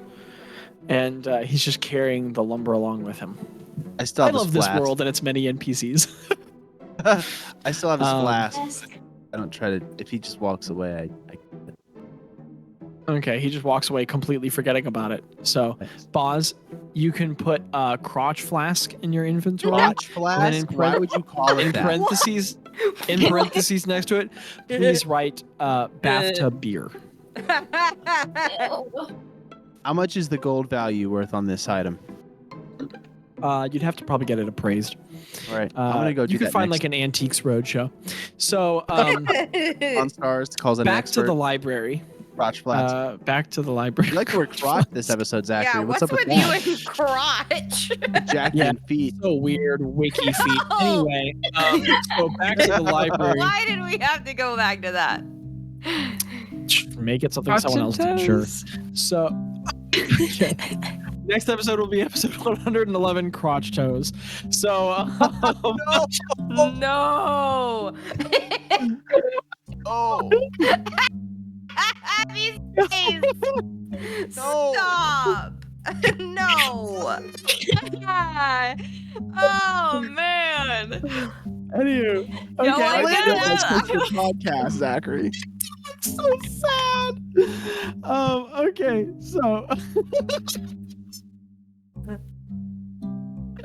Landon did a little meme that went on the screen. This is PG-13. Anywho, Actually, I did that. no, it was Landon. Anywho, so Jackie looked up at the screen, so she was like, It was- So, I'm doing it right now. yeah, Jackie, I'm just Now messing with she's you the way doing I do it, all but the it was time. me So, before. back in the privilege pages. Ro, you're being led around by the dragonborn fellow who's going, may I be helpful? And you're looking and searching and wanting to find for the books of charms. Yes. I heard her saying you wanted some sort of bardic legend.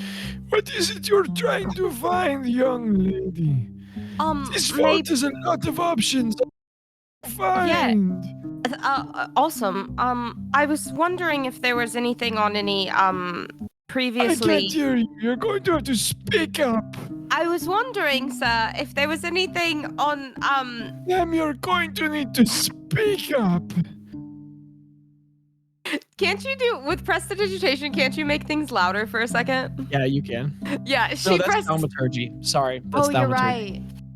right. Prestidigitation did it too. And he just kneels all the way down you and turns his like concave ear hole.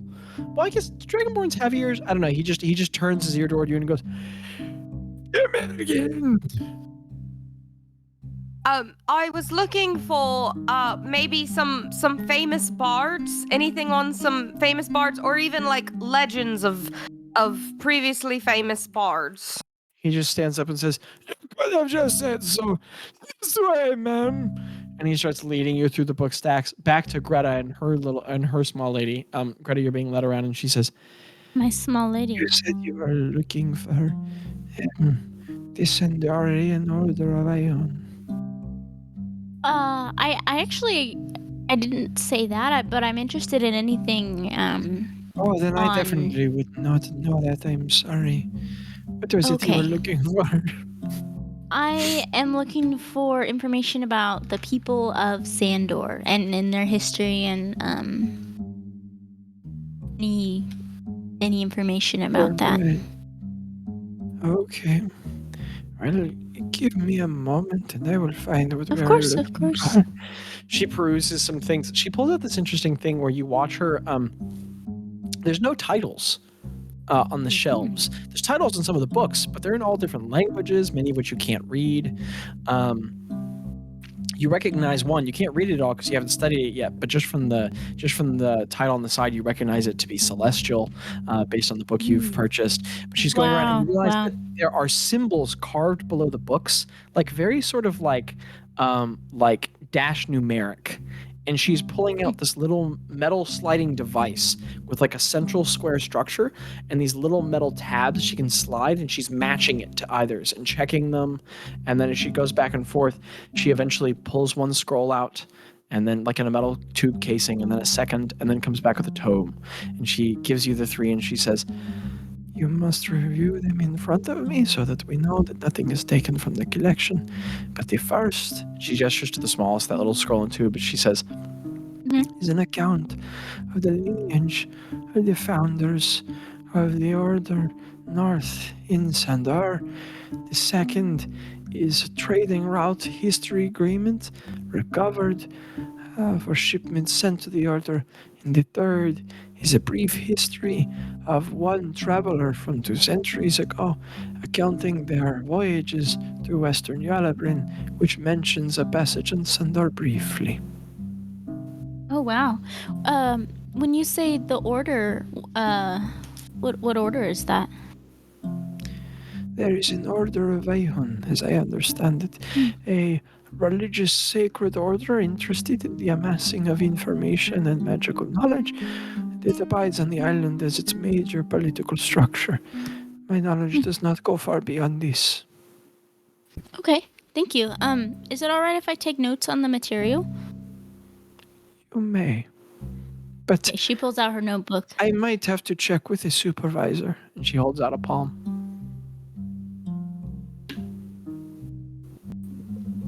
Money. Greta, you can give me an insight check. Oh.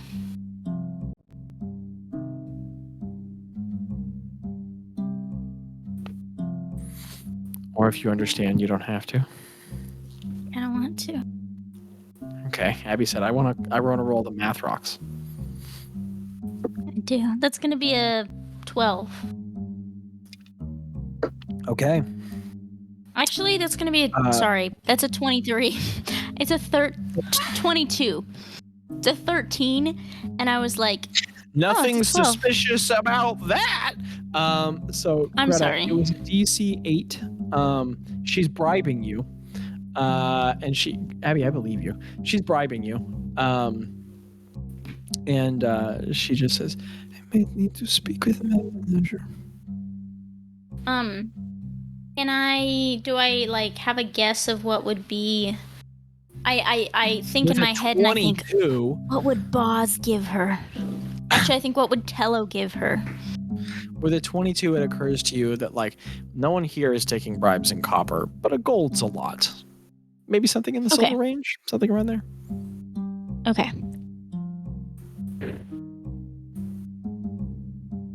That's a shame. I give her like 5 silver. Okay, as you plop 5 silver in her hand, she looks at it, closes her hand, and she says, "Oh, come to think of it, I guess I am the highest ranking person here right now, so I like this manager. Thank you, ma'am." She slips a hand into her sleeve and she says, "Please look all you like." Okay, so I open the books, and so one of them was a trade route. I'll like skim that one and take notes on anything I think is pertinent. I will probably read the first one pretty closely. You look and then through it. the last one.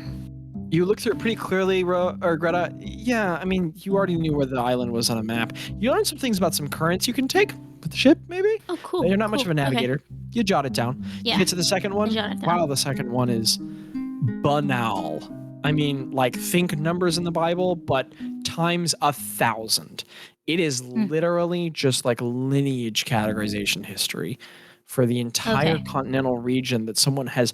And also 2/3 of it is them putting detailed notes down for the many lineage gaps they have and what they might be. Really not useful. The third. Okay. I will say that all this scanning and reading takes about like an hour and a half. It's a lot to search through. Then you get to the third one. First of all, you feel a deep and painful itch at the side of your brain, because I mean, like the crackhead energy is growing in Greta. You feel the need, the hunger, because it's just nothing but like episodic venture travel reports that have this person was a you, but independently motivated. So not like this is their personal voyage. They've and it was so many centuries ago. You're like, oh well, at this time Zedge was pretty well known, and Nikistinik kinda, but a lot of like Hashas and the Wildlands still aren't. I mean, like Kraska's not well known, but Hashas was fairly disconnected. This person was like, I'm gonna learn about the West, and so this is their travels. So in some ways, it's very like fractured. And in some ways, like it's like very small clips. There's some interesting sections on Hashas as you read them, like fill in tiny little peripheries of your world you never knew, traveling through parts of the continent you never got to, but then also taking big swings and misses. Like they elaborate on a time they spent in the Greywood, which is both nostalgic and kind of just ever so slightly trauma triggering for you, and then also some big misses on their theories as to like powers governing it, nature of it. Like there's a lot of speculation that's just way off. What's the name of the adventure? Write this down for me. McGillicuddy Mobiles. McGillicuddy Mobile. Yeah, no, McGillicuddy Mobiles. Mobile would be tacky. McGillicuddy Mobiles. And Mobiles is spelled Mobbles. McGillicuddy Mobiles. Got it. Thank you. Is that in reference to me?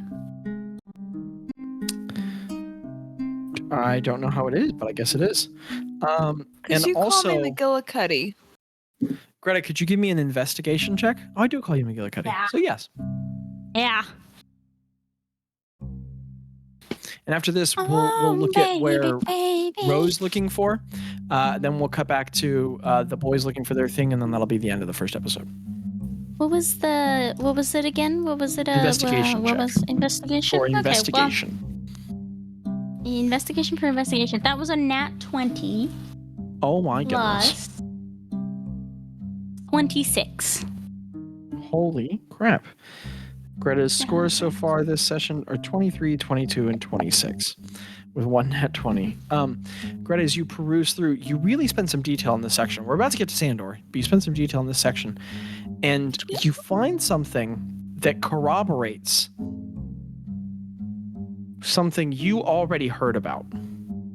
So there is a section of the Greywood at the far, the Greywood is like the northwestern ridge of Hashas, and at the furthest southwest point of it, it reaches the base of a mountain where like a bunch of rivers converge, and they turn into like a waterway that leads to the side of the ocean. But like a mile in, it's just this big landlocked sort of like marsh that goes on for about like 10 miles. It's the only part of the Greywood that the hags didn't particularly go to or tell you about. And they told you a lot of secrets. There's a lot of secrets they didn't tell you about. And you heard varying accounts, posited together different information, but it's always been a bit of a blank space in your knowledge of the Greywood.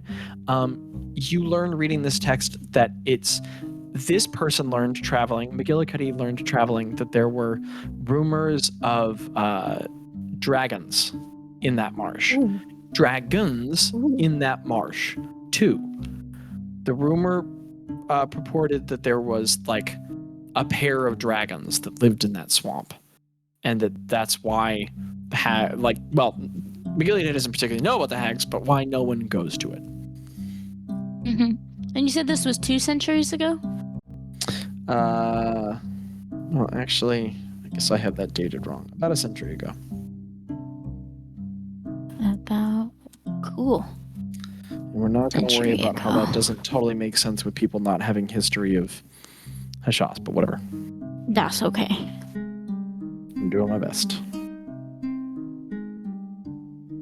Okay. So you put that together, Gretta. Cool. Then when it gets to Sandoria, this section, it's an interesting section because mobiles traveled to Sandor and got passage there pretty easily. And they met a bunch of people at a couple interior towns. The island is home to 2 major organizational entities, but they just don't live in seclusion. So there's like a couple towns on the island and a couple small isolated cultures, and there's a basic shipping and trading industry, a couple of like regional industries, nothing crazy. But Mobiles was deeply interested both in the Blades of Sandoria as well as the Order of Ioun. And when traveling to the Order of Ioun, was permitted some very limited access by contributing what she had learned. Mobiles, I've just decided it's some lady, what she had learned about Hashas, but then couldn't get a lot further because she didn't have any other knowledge to offer the organization. And she found that the organization very much, they were rather secretive, and they traded in knowledge. And when her knowledge ran out, her understanding of it ran out too. But that the order could be found to the southwest center, somewhere in the mountains, and that she met an emissary, briefly got some information out of them by trading some info of her own, and then was rebuffed from there. And then when she speaks of the Blades of Sandoria, they're in the northeast of the isle, and the largest, Sandor being the largest of the Sandorian islands, therefore they're named after it. The Blades of Sandoria. You said they were in the almost northeast? Northeast. The locals could report that, but the locals would speak very sparingly of the Blades of Sandoria and urged Mobiles not to inquire too much, saying that they were a business and respectable, but they did not like being spoken of. And when Mobiles attempted to inquire further, she very briefly met one representative who politely cautioned her to dig further and die.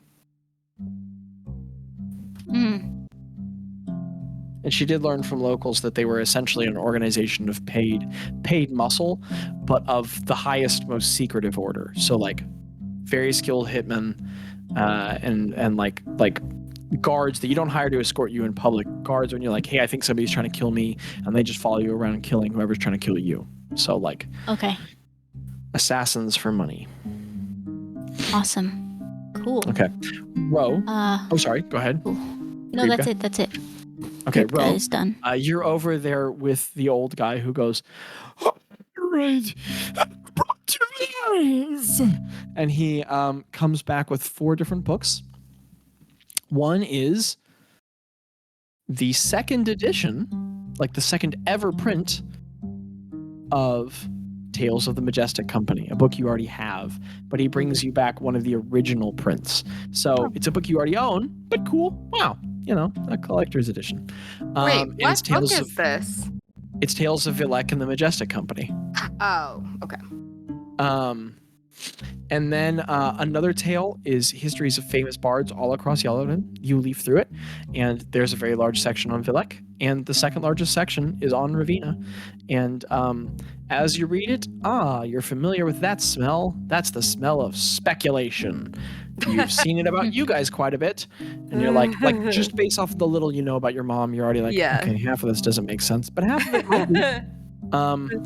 And then he brings you one that is an autobiographical text by someone named Nimnar. Nimnar. That's it. That's the whole name. Nimnar. Nimnar. And Nimnar is writing about themselves being a great bard. Oh my gosh. It is really painful to read. The best way I know how to say it is, it's the book that, insert celebrity who was really never meant to write a book, writes. Prince Harry. Yeah, there you go. Dang. And it's just like you're reading it and you're like, okay, that's not interesting. And then Wait, what kind of finally- bard was he?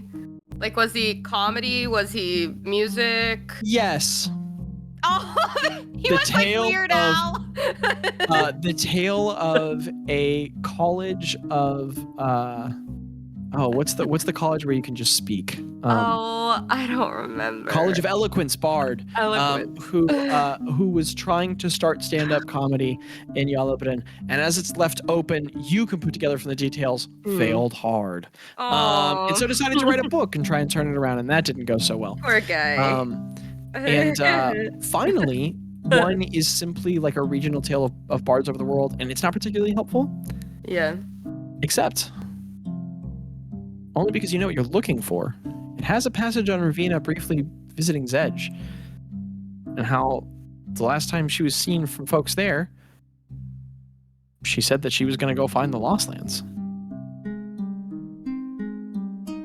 And there's just a local, unverified account of that. Okay. Very cool. And in that case, just in the interest of time, because I know second session won't Yeah. be too short, smash cut back to the boys.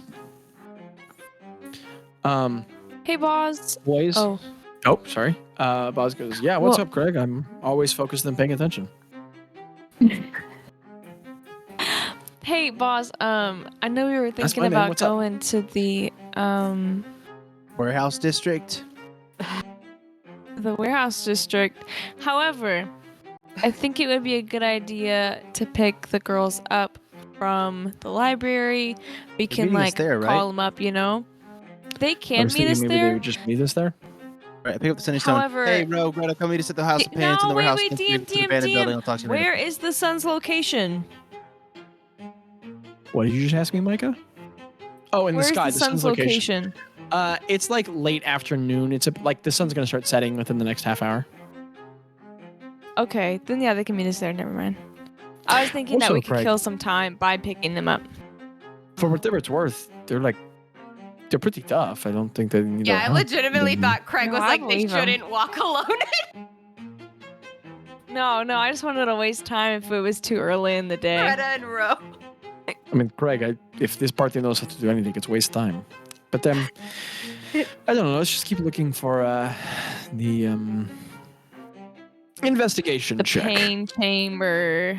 Is that what it's called, right? The pain chamber. House of Pain. That's exactly right, actually. It's the pain chamber. Okay, cool. Pain chamber. Do you think I'll whoever impress wants to make an people with investigation check. my cool? Oh, So whichever of you wants to make an investigation check. I will. I'm not good Okay. at investigating, so I'll let Craig do that. Oh no. And Tello, as you're searching, Tello is like I got a using his 5. understanding of the city to help you map it out. So he gives you the help action so that you have advantage on the roll so that you can roll it again. And Tello leans over to Bazz and goes, he could probably use all the help he could get. I've seen you guys do that magic thing a bunch. I said I cast guidance. Oh my gosh. Oh, okay, cool. If I can't locate the sun, Bazz, how do you think I'm gonna locate a destination? So what You're was the scaring result me, of that bud. second roll with your investigation modifier added Plus on five, and then plus also a guidance. D4? So Micah, Okay. you're going to take that D20, you'll roll it, and then after that you'll add your investigation modifier onto it, and then a D4. No, because I got a 2. How many times did you roll it, Micah? I rolled Twice. it twice. And you got a 2 as your highest roll. My highest roll is like 5 a is 4. highest. Okay, so Or, total yeah, 5. Go ahead and add a D4 on, I guess. Okay. For posterity. Hey, it's an 8. Solid. Okay. Craig leads you around for a long time, and eventually he's pretty sure he's got the directions right from somebody guys you were passing, and eventually you are led to basically just a really large store silo for manure. All right. And it I reeks. sit next to it and I wait for the girls to show up. Did anyone call us? I did on the Yes, sending stone. Paused it. Oh, you did. Hey, Bazz. Okay. And Yeah. then As confident as I am in the this. girls have left and they're on the other side of town. And girls, you are walking through dark in the manufacturing district. You do get a couple leers and a couple unpleasant gentlemen walking toward you, especially you, Ro. And I'll take you. Role play one of those. What was that? What'd you say? Okay. Influence wounds. At one point, What? as you all are moving by, this like very tall, leering gentleman walks by in a row and goes, "I don't know, gorgeous. How are you doing?"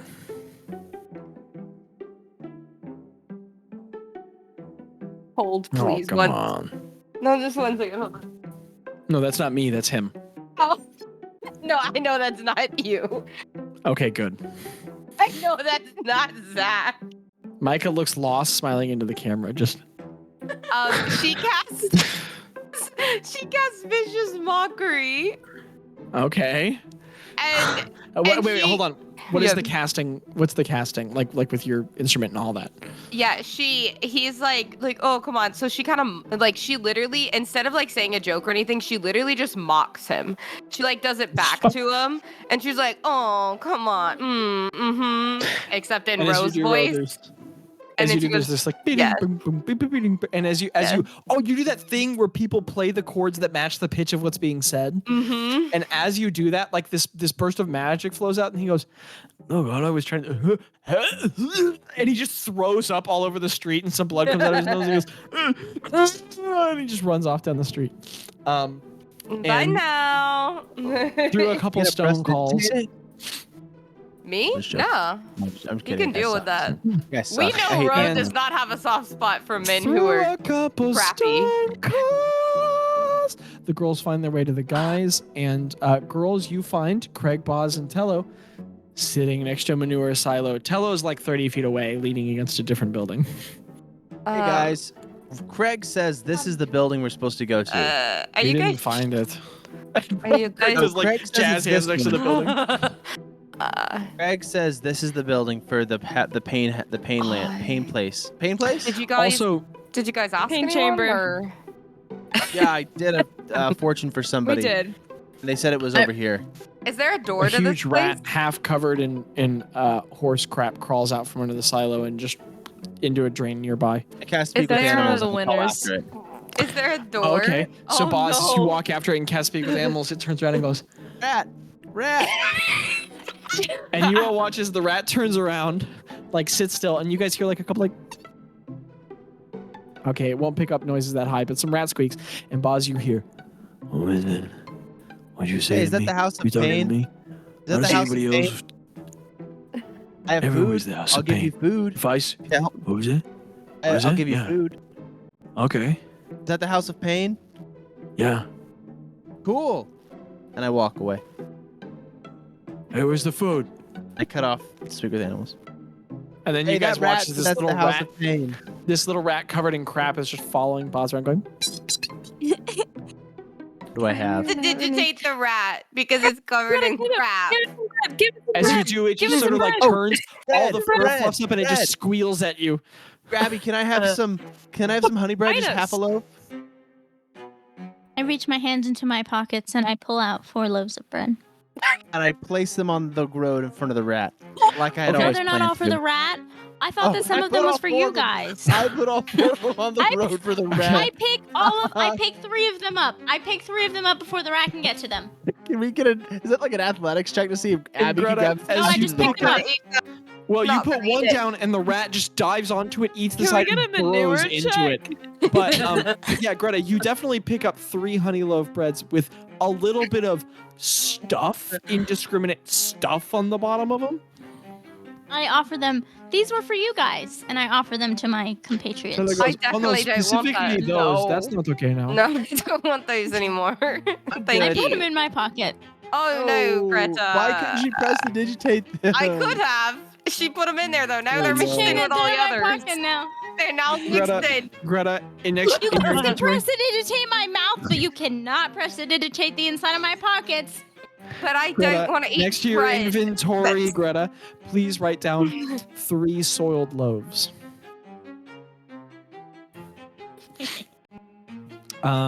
Okay, so you guys stand there and Tyler goes, well, I don't I've know had where 3 the house people of tell me pain this is. is the House of Pain, Is so I there say we go Wait, in there. is there a door? Is there a possibility that's just a rat who doesn't know what's going on? Yeah, very, very likely. I don't know. Is there a door to this Insight building that they check. were leaning against? Yes, like about 4 feet up, there's like a sliding wooden hatch that you can move to the side. I knock on it.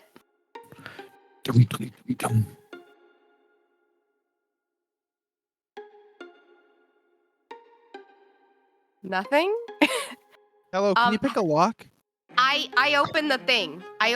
I reach up and I open the little and I peek in. And so Ro reaches up and opens the side of the manure silo, and No, not the about door. I said 400 pounds. No, that is not what I Oh, said. Jackie. Oh, Jackie. Zachary, I don't know how I could have been clearer. You said were there looking was a at little manure- door. You said there was a I little said- door to peek out of.